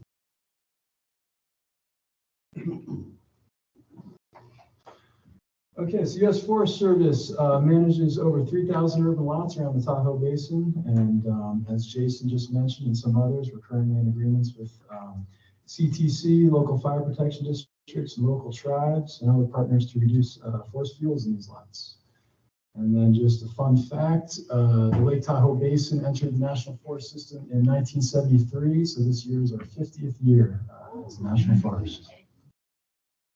Please hold your applause. Okay, so one of the services that the Forest Service provides is our urban lot and hazard tree hotline. So just want to make sure the community is aware of this. It's posted there, 530-543-2759. If you have any hazardous trees on federal land that you feel threaten your life or your property, please call this line. We'll get folks out to inspect the trees. And if they are in fact a hazard on federal land, we'll go ahead and fell them. Any other issues that come up in these urban lots adjacent to your home, you can also call this number. We're also going to talk about the homeowner defensible space agreements. Those also can be obtained by calling this number here.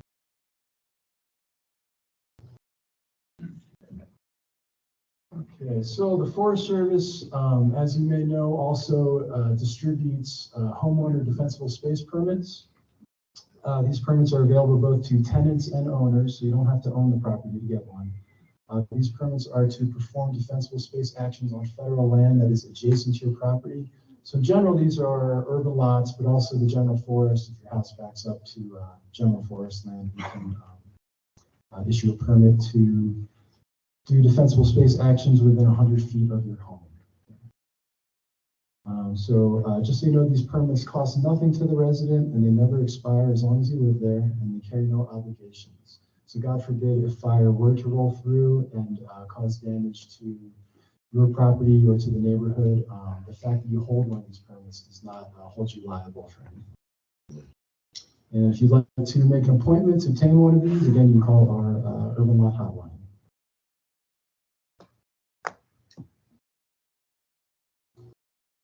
Okay, and here I just posted an example of our permit here. Oops.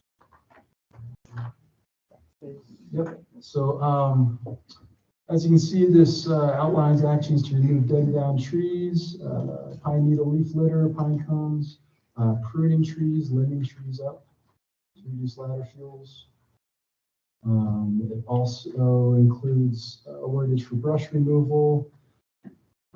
We don't advise that you remove all the brush from these areas. We do want to retain some for soil health purposes and to prevent erosion. So when you are cutting brush in these lots, we suggest that you cut it in a mosaic pattern, kind of a patchy pattern. And again, these can be obtained by calling us the Urban Lot Hotline.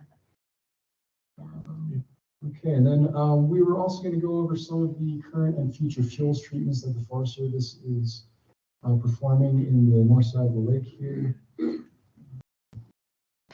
So this is a map of our Tahoe Pines Cut to Length project. And as you can see, this is kind of around the Ward Creek, Ward Canyon area.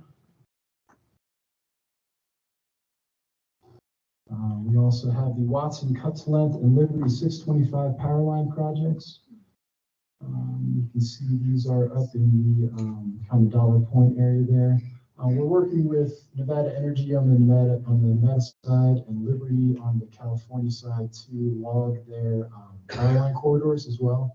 So anywhere you see their main power lines, you're going to see some work going on the next probably 4 to 5 years here.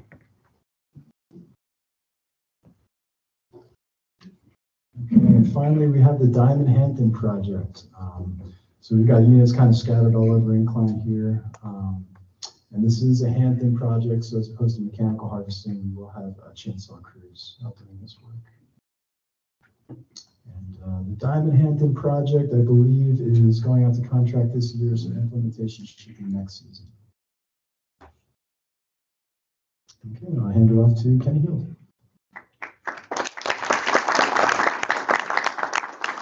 So my name's Kenneth Hill. Started here last year for Lake Tahoe Basin Management, taking over the Fuels Battalion spot. little over 300,000 acres worth of management to look forward to. So a little bit of a pill to swallow. Spent 18 years on the MODOC doing nothing but hazardous fuels, worked across the country implementing prescribed fire.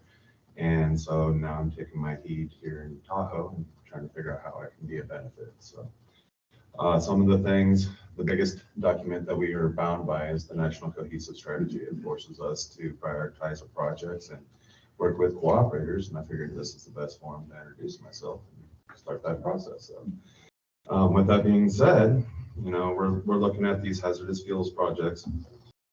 And these are the ones in North Lake Tahoe that we've got slated that started this fall going into the foreseeable future as pile burn projects. I only have these ones listed and it's a short slideshow, but with that being said, the opportunities that are coming forward to us, some of these cut to length projects are understory burning. We're looking at some rehabilitation in the Meeks Bay Meadow and working with Washoe tribes to try to bring to fruition a TREX program to be able to start understory burning with the tribal groups. So as far as North Tahoe, we're looking at about a little over 600 acres worth of pile burning that we're looking to get done. That's just currently planned. And then with what Travis has got, that'll continue to add additional acreage as we go forward.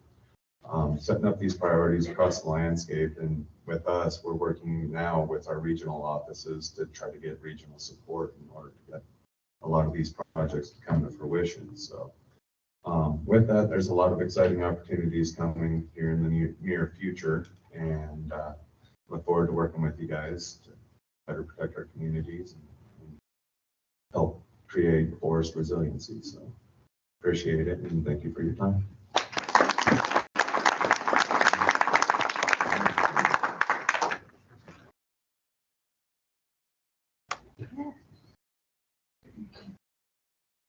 So up next, we get to hear a little bit. Thank you. We get to hear a little bit about evacuation preparedness and process awareness from our counties. So we've got several sergeants, deputies coming up with us. We're gonna have Joseph Kohler Curcio. Thank you. You say you couldn't make it. So Joseph will be here today, but we have Placer County, Ty Connors, and El Dorado County, Greg Almos. And both of them come with extensive years of experience, both with OES and working with their counties. So without further ado, I'm gonna hand it over to you guys.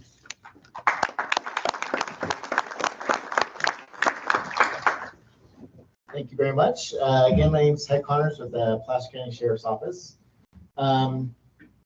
Again, April, great work trying to put this all together. It's been kind of a new experience for me.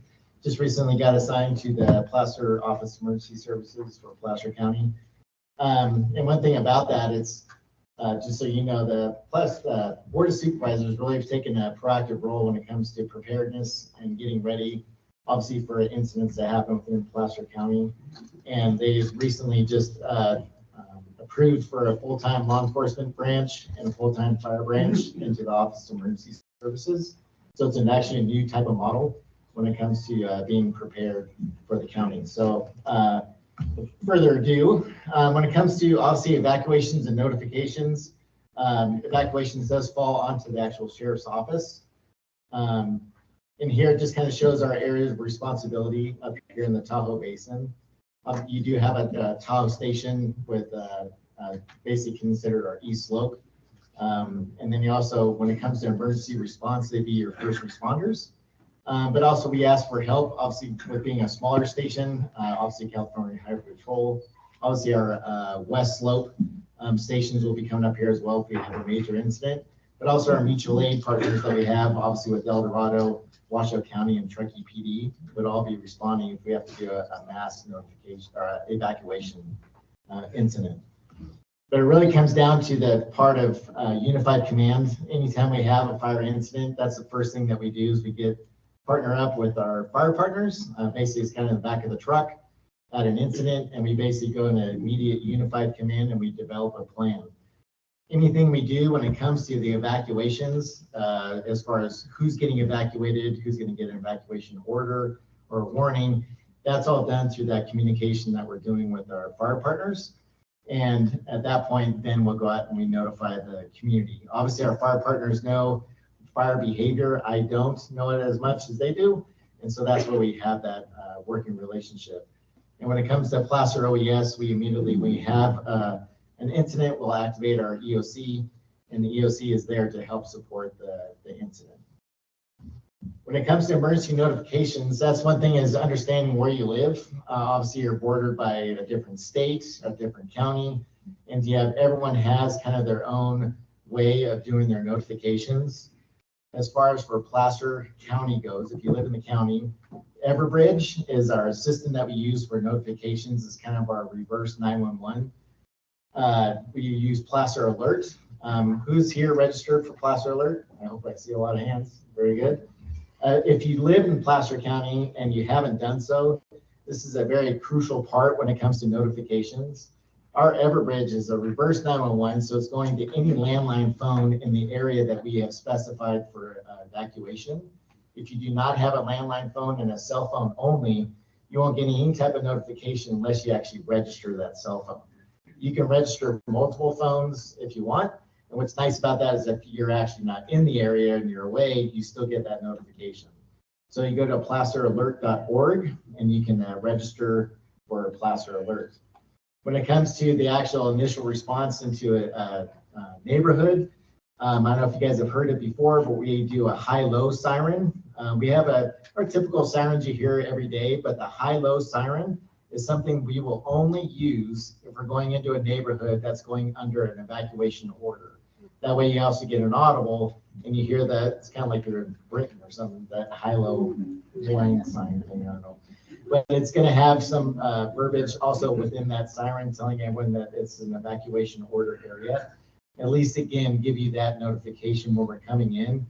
And like with most of our partners, we do go door to door when it comes to an evacuation order. We go to each house in an area that's affected that we're telling people to leave. And we do a taping. We kind of to signal that we've been to each house. We're keeping in contact with our unified command of what houses have been evacuated, which ones we haven't notified, or which ones are refused. When it comes to the refusals, obviously an evacuation order, I can't force you out of your house, but what it does though is it creates a problem for us, is that if the fire does make a run into that area and you refuse to leave, now we have to pull resources out to try and save you that when you refuse to leave. So that's one thing to think about is, listen to the orders. We're doing it for a reason, and it gets you out so you can be totally safe. When it comes to social media, again, we really push out a lot of different social media platforms when it comes to keeping everyone notified as far as the process of the incident, what's happening with the incident, evacuation orders, evacuation warnings, and putting up our maps.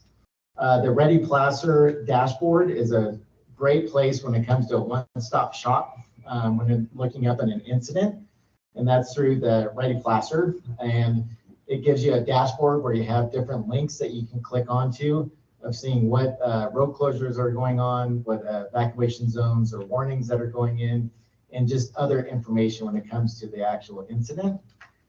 And then we also use Connecting Point with 211. They've been a huge partner when it comes to dealing with getting a place for someone to call. So our dispatch centers obviously are getting overwhelmed with a lot of questions and a lot of, answers or questions that they want about the incident itself. You can do you can call 211 and they're there to kind of help facilitate who you need to talk to when it comes to, hey, what about my animals? What about shelters? Or what about other information? Or I have other needs. That's what 211 there is for, is to kind of help give you that information and to kind of steer you in the right direction. The types of evacuations that we will send out, and it's the same with everybody, is you have an evacuation warning, which is kind of giving you a good amount of time to be prepared. And then also we have evacuation order, which is getting out. You're basically asking you to leave. Once you go under order, we'll have traffic control points where we'll seal that off, where you can't gain any access in. And that's just limiting the amount of resources. So that way we don't have a lot of cars driving around where you have the fire personnel and law enforcement coming into those areas. Or we may even have a shelter in place because, again, that communication that we're having, the best decision might be to have you stay home and shelter in place. And again, all that information will be sent out over our Everbridge and through the Placer alert. And again, with all the other social media platforms. And then again, are you ready? And we heard it before with the Ready, Set, Go. So readyforwildfire.org. CAL FIRE does a really good job with kind of giving you a lot of information and tools to be prepared. Having that go bag, and everyone's been talking about that as well, and having a plan and knowing your area. You know, one thing we talk about is temporary safe refuge. You know, if you really come into an area where you just like you're cut off or something happened, but you know there's a meadow or some opening that's nearby, is that might be your temporary safe refuge for you to sit and kind of wait for the burn over or whatever to happen, and then at that point getting out. But again, don't ignore the orders. I mean, they're there for a reason. They're there for you to be safe and for you and your families to come, you know, to stay alive and not be trapped. As far as assistance goes with, you know, if you're disabled, you have pets, I mean, that's all done in communication with our unified command.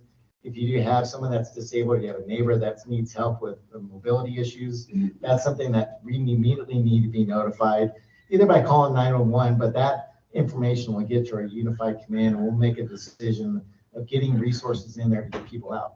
Or you have your high population density areas like trailer parks where they do have a lot of people and a lot of elderly people.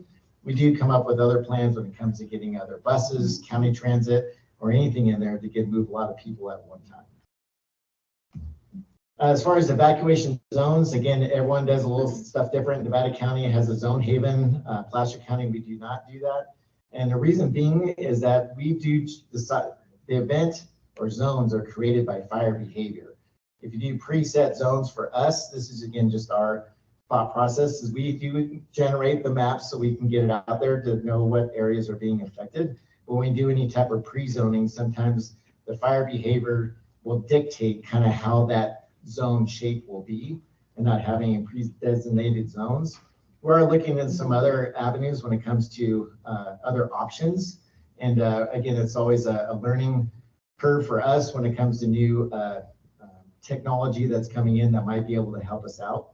But we will, again, put all those zones or any of the affected areas on that dashboard, and you'll be able to see all those as soon as possible. When it comes to repopulation, obviously that's a big thing. Our biggest goal is to get you back home. Again, it's every decision when it comes to repopulating an area that was highly affected by a fire. There's a lot of decisions that go into that to make sure that you're safe to go back, even though if you lost your house and letting you back in. There's a lot of conversations that happens with, you know, public utilities, the building department, HHS, road department, you know, the gas, electric, all that has to be on the same page before we actually will lift any type of restriction to let you go back home. And then we do it in a systematic fashion. We just don't open the door and let everyone just go in. We know there's always those looky-loos that want to go around, or we have those, I won't say bastards, but they are, that go in and want to go, you know, into your home and try and find and loot stuff because your house got affected and burned. We try and limit that type of access into those affected areas. And so we will actually control the points where it's residents only. If we start repopulating, it'll be the only people that live there. Let them go back in, let them try and process the, you know, if you did lose your home before we even open it up to the public. But again, we don't want to repopulate an area and all of a sudden we have to evacuate it again because fire behavior. So again, that's that constant communication that we have with the unified command. But ultimately, we want to get you back home. That being said, thank you. I'll turn it over again.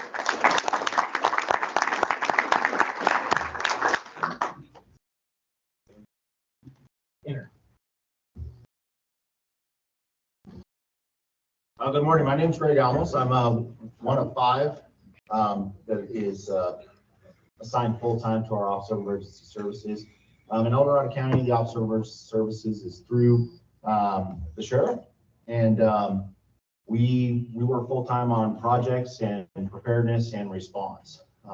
So having 5 of us that are all sworn is in our opinion a great format for being able to be out in the field, enter into our unified command with our cooperators, and also ramp up our EOC and then work with the other departments. We also have emergency preparedness within El Dorado County that assists us. So we have one full-time staff member in South Lake Tahoe that, and then we have one partner, or we actually have two full-timers and 12 collateral staff on the west side. We do not have any CERT teams. We use our search and rescue program here in South Lake Tahoe. We do have two CERT teams on the western slope, but they are through fire-based organizations. They're not through the sheriff's office. In South Lake Tahoe, we also have a STAT team through the city of South Lake Tahoe that assists us with emergency response. And then, of course, we use our search and rescue. They're the primary organization should we have a need for evacuations and whatnot.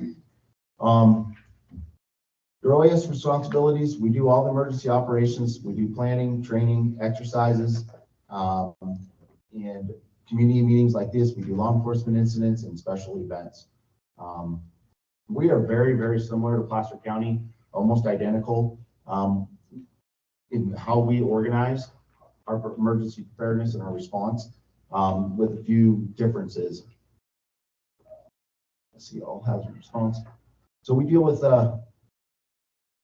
and coordinate and assist with agencies with all hazard response, acts of terrorism, evacuation alerts, public information, situational analysis, care and sheltering, warning centers and cooling centers, disaster declarations and finance, and then the recovery operations. They all begin in the field of call 911, just like here in Placer County. That turns into an incident, which puts us in cooperation with our cooperators, with most of the fire-based entities and organizations out there. We enter into unified command with them, and then we'll ramp up as the incident grows in size. And then we'll open up our EOC and for support to the incident. Evacuations are almost identical to Placer County. It's done under a unified command process. Once the incident gets to a certain size, usually there'll be an incident management team that's that has been organized, and we will have a representative as part of that process.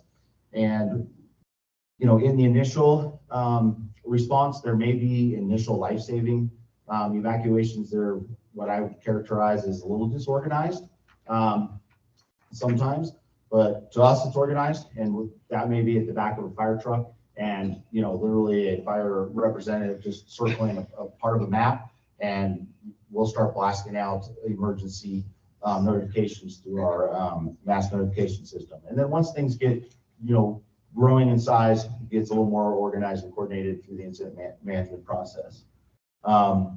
We have the same process. We have an evacuation order that you must leave now. We have a shelter in place.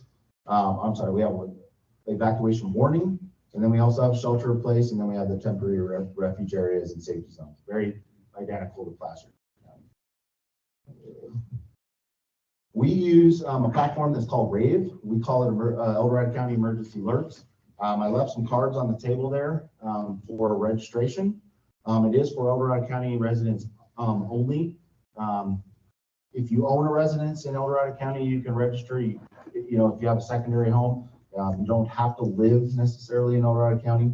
But I have had lots of questions on whether or not you can register being a Placer County resident bordering our area. You can do that, but it's not going to work if we don't draw that line into Placer County. Now, you can go into the app that's provided by RAVE, and they do have an option on there that you will be alerted if there is an event in El Dorado County, but it will provide alerts for the entire El Dorado County. So if we're running an event in El Dorado Hills at the other end of our county, you may get those alerts. So you have to pay close attention to that information and understand that may not necessarily affect your area or this region. So there's some information. We were using Code Red. A lot of you may be familiar with Code Red. We do have a contract through the end of the year with Code Red. We are continuing to use Code Red. So at this time, if we have an event, we are using Code Red in addition to RAVE. But we're going to be transferring everything over to RAVE at the end of the year. Everything that was already pre-registered into Code Red is automatically being transferred over to RAVE. But I do encourage you to go online to Rave and just ensure that you have you are registered. It'll walk you through it.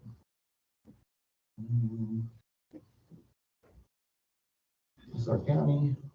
So that's all I have. I'll be hanging around at the end for any questions if you have for El Dorado County. Thank you.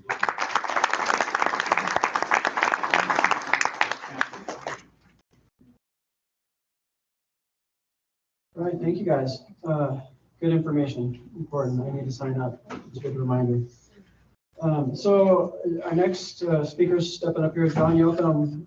He's with North Tahoe CERT team member living in his home in Tahoe City, so he's a local up here.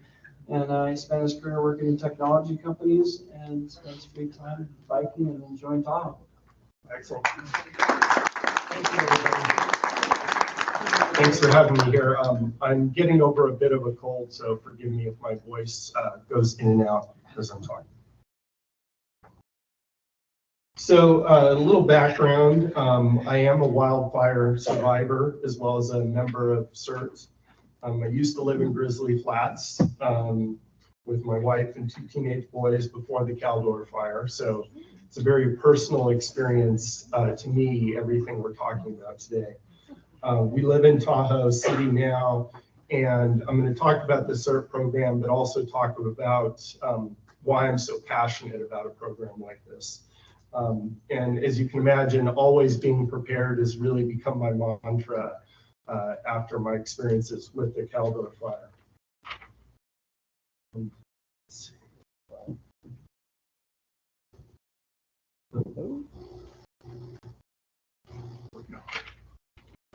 So I wanted to give you a little background on CERT. The Community Emergency Response Team was developed and implemented by the Los Angeles City Fire Department in 1985. That's actually the year I graduated from high school. Just to date me a little bit with some and maybe not with others. CERT became a national program in 1993. That's when I graduated from grad school. So another tie in there. There are programs now in all 50 states, including many tribal nations and U.S. territories.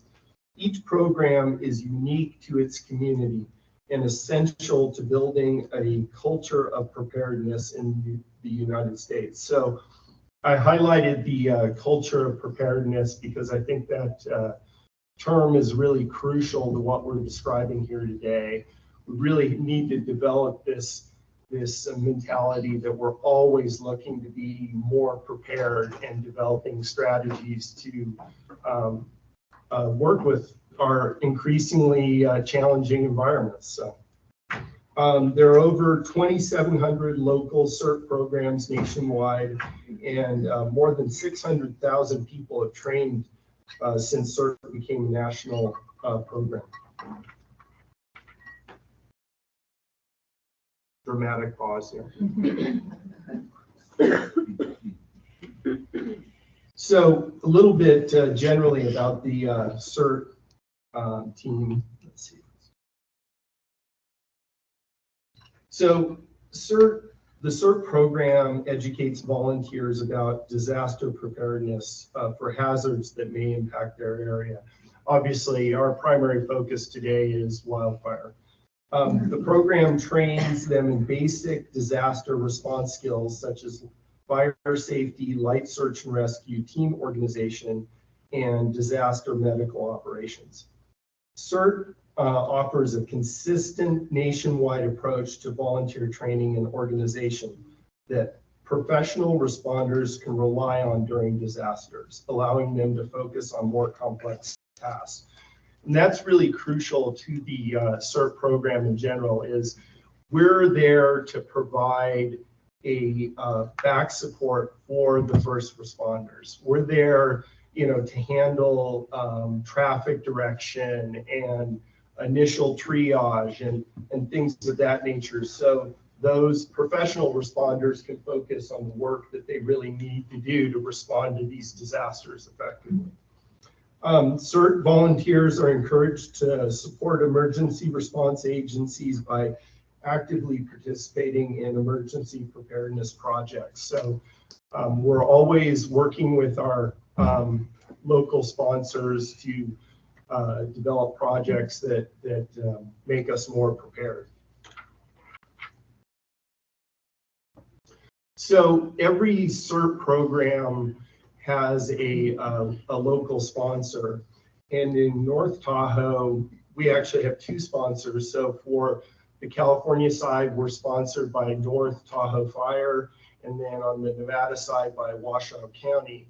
Now this year, we've actually merged those two teams together. So we have resources that span across the two states. Right now, I've heard different count numbers, but I think we're around 50 active members across both those groups. We're always looking to grow. So if you know anyone who might be interested, I'll give you an opportunity to sign up. You can certainly come and talk to me afterwards as well. Now, I tried to highlight a few reasons why CERT is important for North Tahoe. One of the critical ones is getting residents ready and prepared for wildfires and other possible emergencies. The second item is what I mentioned before, supporting our first responders so they can do their jobs more effectively. So we're really there to support the first responders. And then importantly, supporting our local neighborhoods and communities. So we're promoting preparedness and providing initial emergency response within our actual neighborhoods is really important.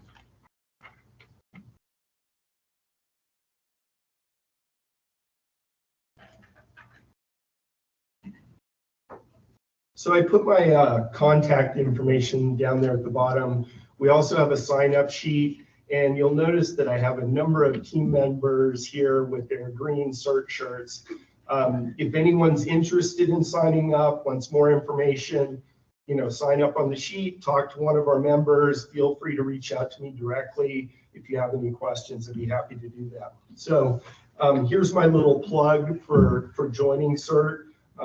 And there are many reasons to join CERT, but here are a few that I think are really important. When the next wildfire threatens Tahoe, you can play an essential role in ensuring everyone gets out safely. So you can help the first responders get everyone out. You will receive training that will help you protect your family and the community in the event of an emergency. So, there's some self-interest here. If you join CERT, not only are you helping your community, but you can really help receive training that can help your family and family members as a result as well. And most importantly, you'll help support the first responders that help keep our community safe. So an important role. Now, I mentioned that I'm a wildfire survivor. I wanted to talk about my personal story a little bit because I think it is relevant to what we're discussing here today. The Caldor fire, as many of you know, destroyed 2/3 of our community on August 17th. We lost about 400 homes, but no lives were lost. We spent years preparing our community. In fact, Grizzly Flats, I think, was one of the first Firewise communities in the entire nation. So we've been working at it a long time, and we were prepared to evacuate. So when the order came, we were ready to go. And that means, my family, all my neighbors, everyone was packed up and got out. And most importantly, we got out when it was safe to leave. We didn't wait until the last minute. So what I'm going to show you here today, because I think it's important, it solidifies what we're talking about. This is a trail cam video that was shot in Grizzly Flats as the fire rolled through Grizzly Flats. So it's pretty eye-opening. Right now, actually, I'll pull it up in a second. This started, the video is going to start with a shot at sort of a before shot The fire, just so you can put it in perspective, we evacuated at about 9:30 p.m. on a Monday.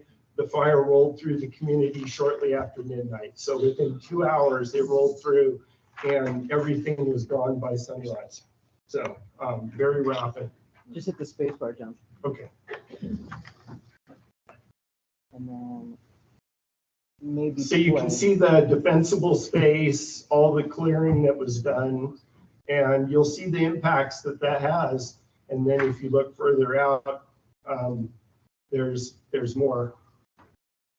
I don't know if it's going yet. One more time. There should be a play button there.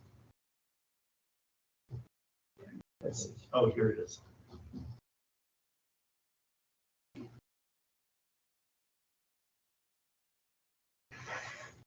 So this was shot in the eastern part of Grizzly Flats.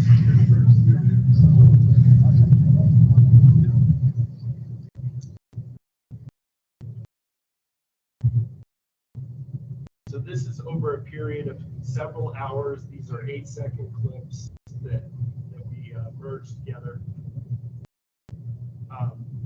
But you can see this event goes on for a long time, wave after wave. It's relentless. You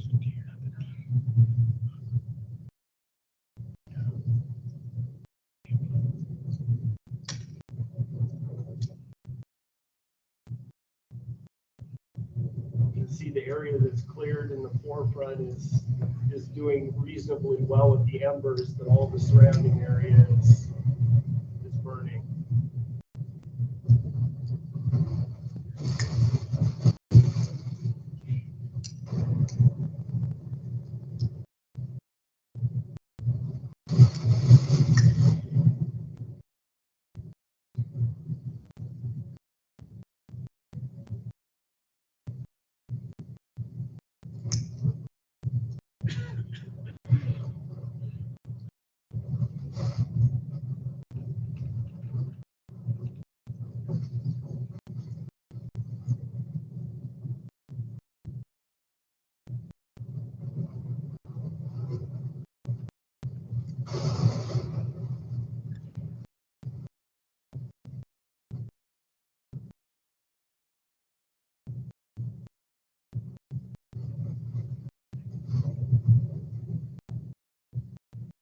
You know, and some of us, I think these events just go through and it's done. This went on for hours.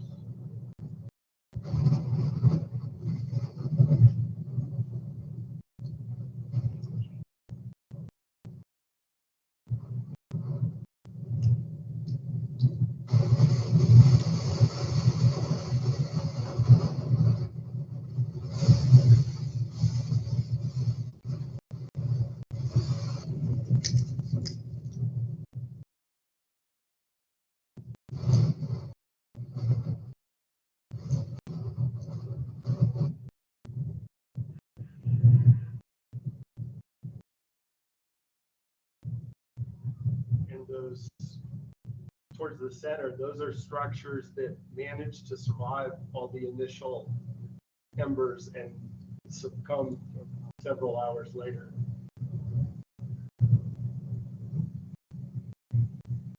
Was there any thought after this that they should have issued an evacuation order sooner? Because 3 hours is not that long to see this happening. Yeah, I mean, you can always debate after the fact. Some of the conditions about Grizzly Flats, it's, you know, relatively small community. There are about 2,000 residents up there. Only about a third are full time. So, you know, a lot of the houses weren't occupied. There were a lot of residents that got out, you know, earlier. You know, we evacuated, like I said, when we got the call at 9, we were out in half an hour. We'd had our cars and everything packed for 2 days because it started on a Saturday night.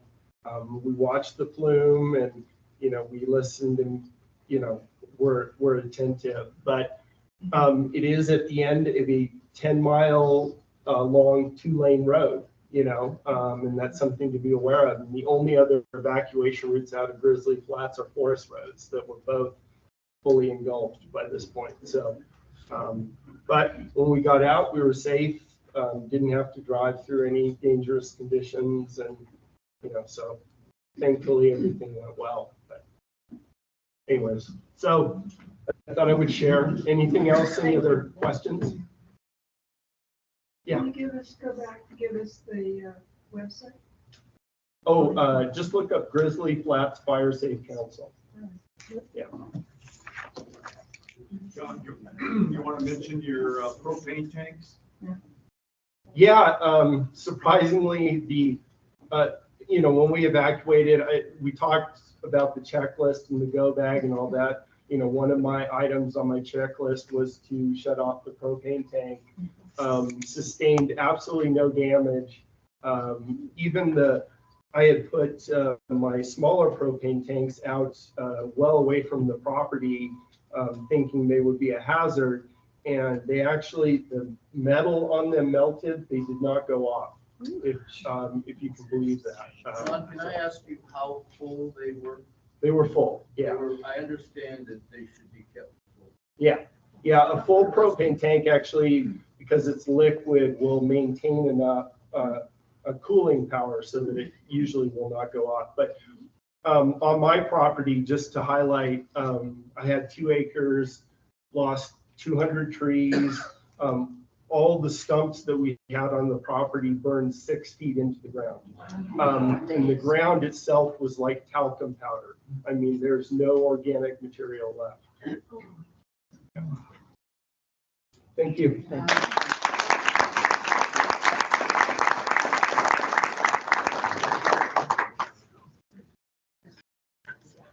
I can't believe these trees are still green. Yes. And, you know, that's one of the things we keep thinking. I hear from Mike Bowman here all the time. It's, you know, they're full of water, they last, they're pretty rad, they're resilient, they're meant for the environment. But, you know, see these trees still sitting with green needles if they lasted after the fire, but it's surprising to me. So our next speaker comes to us with 30 years of experience working as a first responder and search and rescue, in search and rescue for animals. Wendy Jones is with Tahoe PAWS, Community Animal Response Team, and Animal Search and Rescue. So, Wendy?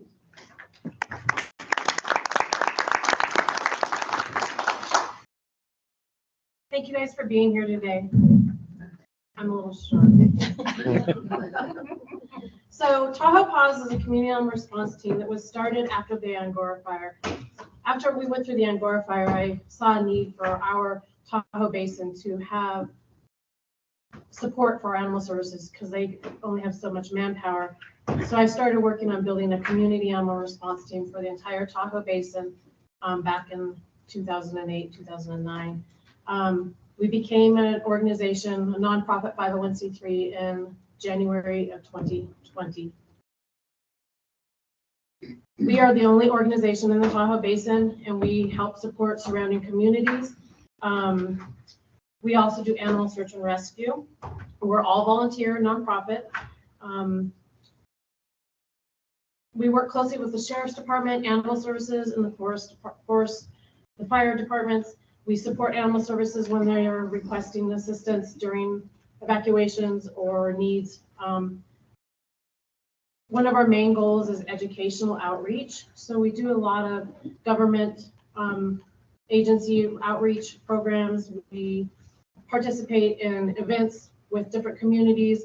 We go to the Firewise communities when they're doing cleanups and have information on what we do to help prepare people before there's a disaster. Having a go bag, having a plan in place, being prepared. During the Tamarack fire, our organization helped evacuate animals out of the fire zone. During the Caldor fire, we were dispatched out by El Dorado County Animal Services and Douglas County Animal Services out of Gardnerville to move our equipment from Tahoe down to Gardnerville, where we set up an evacuation shelter. We had close to 175 volunteers and 300 animals that we supported and gave a safe space for, cared for 24/7 for 22 days.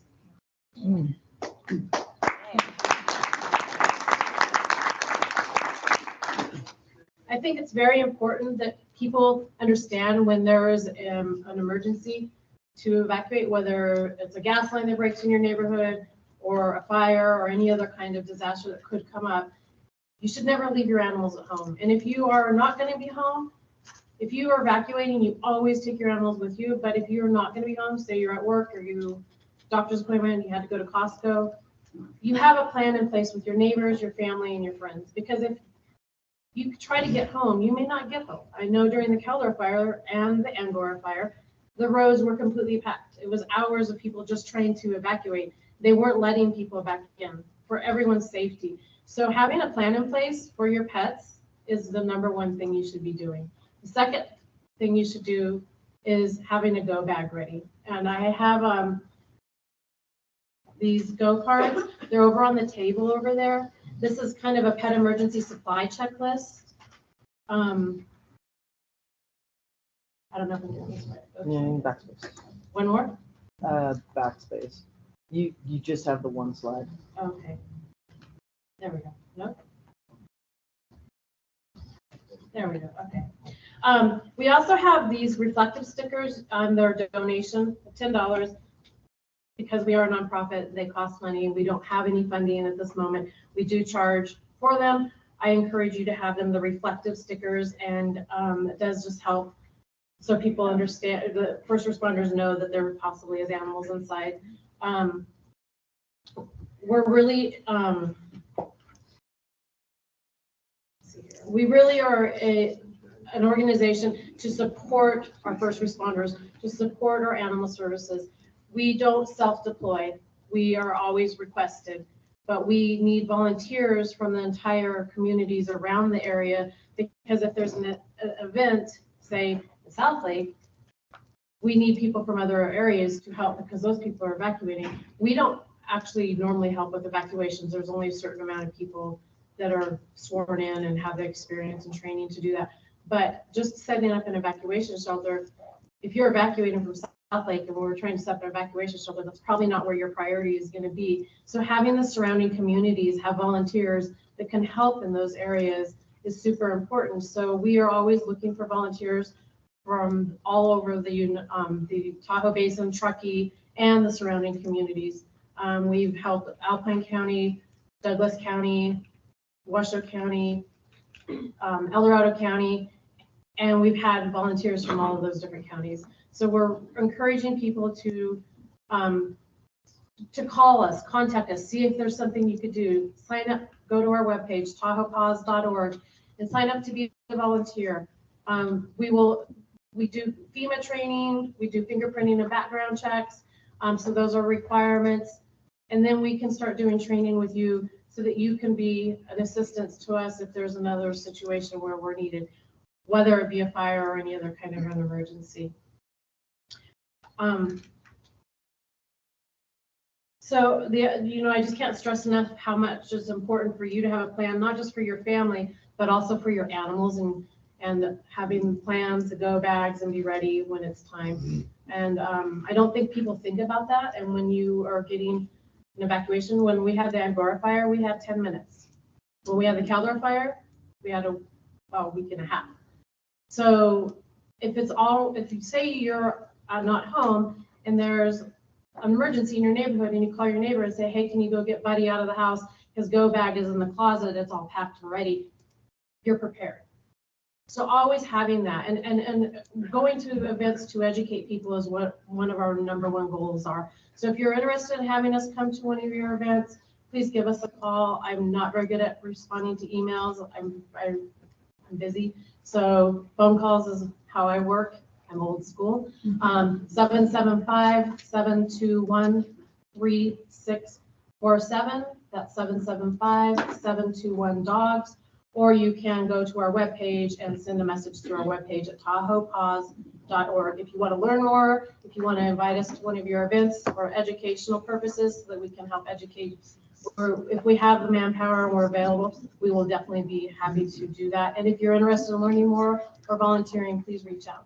Thank you guys and have a great day.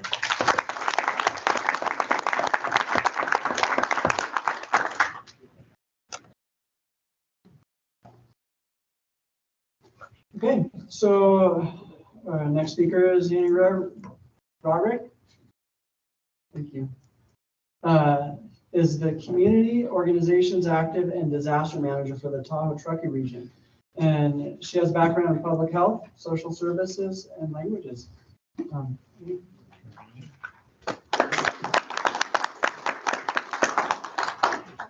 Thanks for having me today. I'm here to talk a little bit about 2-in-1 and Connecting Point. Ty touched on it a little bit. We wanted to just give some more information, what we provide, and how you can share this information with your communities. So Connecting Point is located in Grass Valley, but we serve the entire North Tahoe and Truckee region. So the main thing we wanted you to take away today is we operate a 24/7 information, resource, and referral service. So the majority of our 2-in-1 staff live in Nevada and Placer counties, and the majority of them are also bilingual, which is great. And so our resource and call center can give information all the time on these different resources, and you always talk to a live person, and you can also text. In disasters, 211 works really closely with our OES partners and the sheriff's office, and we can activate during an event like a wildfire. So we can provide we're kind of the non-emergency resource line for people to call, to provide information, kind of just get to a person when there's a lot of stress going on about wildfires. You can talk to a live person. What if you don't know your zone? The call agents can look up your zone and kind of give you information, and also help people kind of self-resolve. So work through, the pet situation where the different shelters might be. So really good resource. We want to be getting out into the community. Some of the resources we provided during the winter storms in 2023, we had over 200 storm-related calls per day. We were able to connect 146 households with additional emergency support and resources, including rooftop snow removal and snow and tree removal. So we can do these kind of similar type emergency supports during a wildfire, during a public safety shutoff, things like that. So I want to give you ways to connect. You can just dial 211, and depending where you are, it'll route you to the correct county. Again, so we work across county, Placer, Nevada. You can also text your zip code to the number above, and then our wildfire page is live, so it gives a bunch of preparedness resources. And then in the situation that there is an event, we'll list all of the different supports, shelters, things like that, and that comes directly vetted from OES and the sheriff's office, and is updated, on the spot, pretty much like minute to minute. So you can look on our website and then call 211. And I have some rack cards and little cards you can put in your wallet to give your information on the back. And feel free to talk to me after. Are you a government agency? So no, we are a public joint powers agency. So we have contracts with the government, but we're not technically government.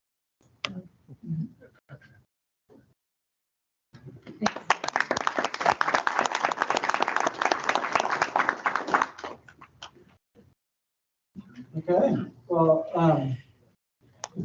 we wanted to open it up, and I'm sure lots of questions have been generated, lots of motivation hopefully is happening in your brains, and you're starting to think about fixing your fences and other things too.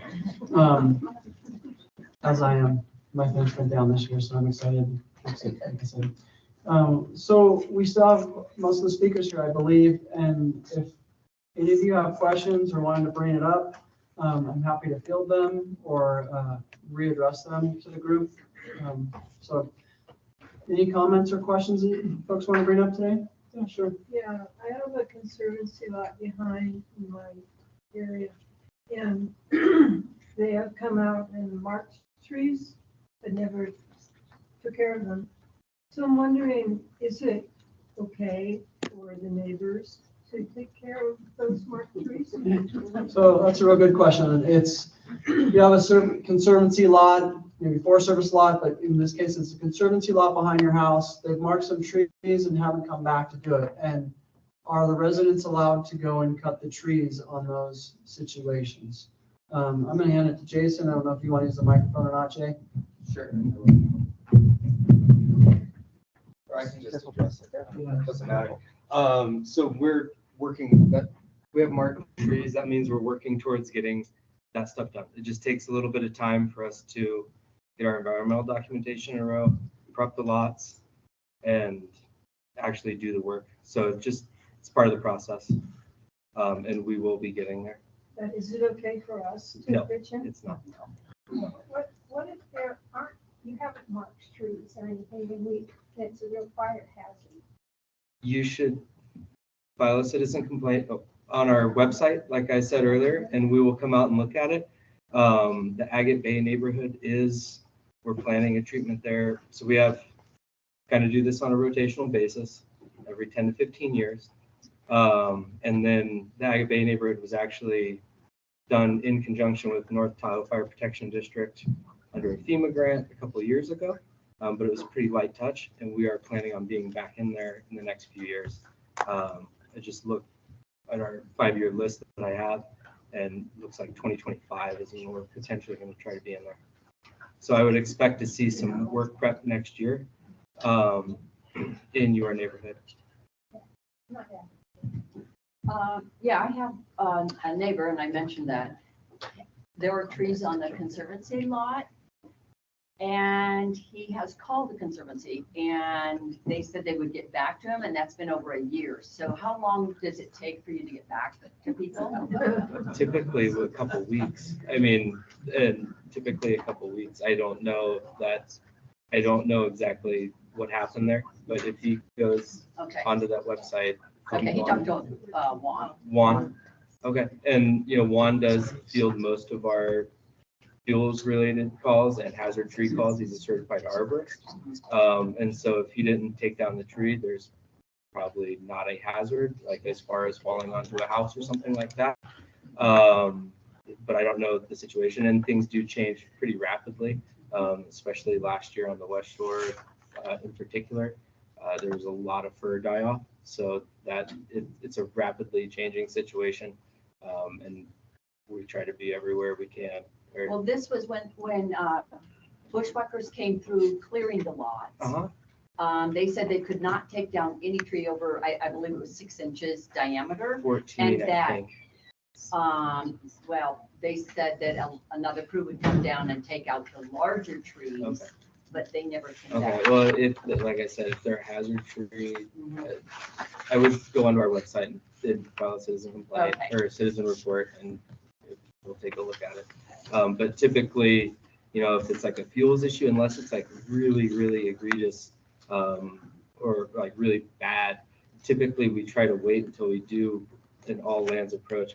We are going to be managing Forest Service lots along with the conservancy lots at the same time, kind of take an all lands approach rather than it just pulls resources away from the work that we're trying to do if we just do a single lot here and there.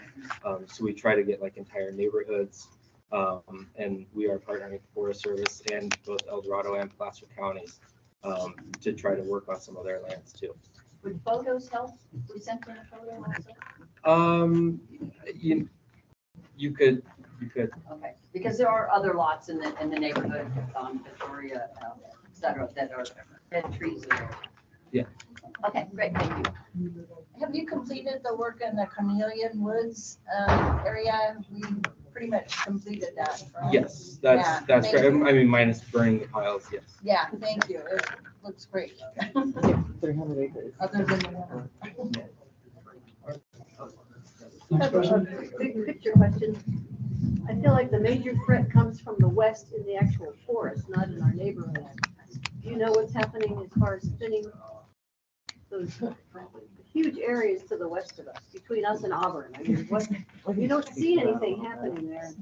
Yeah, so the good question is, what's being done to the west of us where most of the pressures come from, or we feel like most of the fire pressure would come from, and I think April's gonna feel this one. Yeah, and I'm gonna fill this as best I can. There's a lot of work, a lot of our initial approach and still our consistent approach is we need to start in communities and build outward. Embers are gonna fly, even in a healthy forest, embers are gonna fly. So those are the places we need to protect first.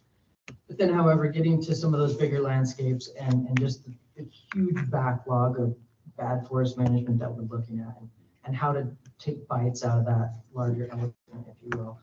And so a lot of agencies are putting time and effort into this pods system. So basically we're breaking apart watersheds and basically breaking apart, but then lumping together watersheds where they provide strategic locations to fight fire. And then prioritizing those kinds of landscapes to say, well, if we could actually stop fire here because we're complementing our efforts with geological breaks, those are going to be some of the areas that we're going after first. So, our approaches are great as far as community outward, but it does end up with this hopscotch dynamic, and a lot of that gets into different ownership, different ability to fund this work. And so basically those pods are kind of being developed out across the Sierra at large, and we're trying to get to the ones sooner that give us that stronger strategic advantage. So, and the other part is we've been neglecting forest health for 140 years.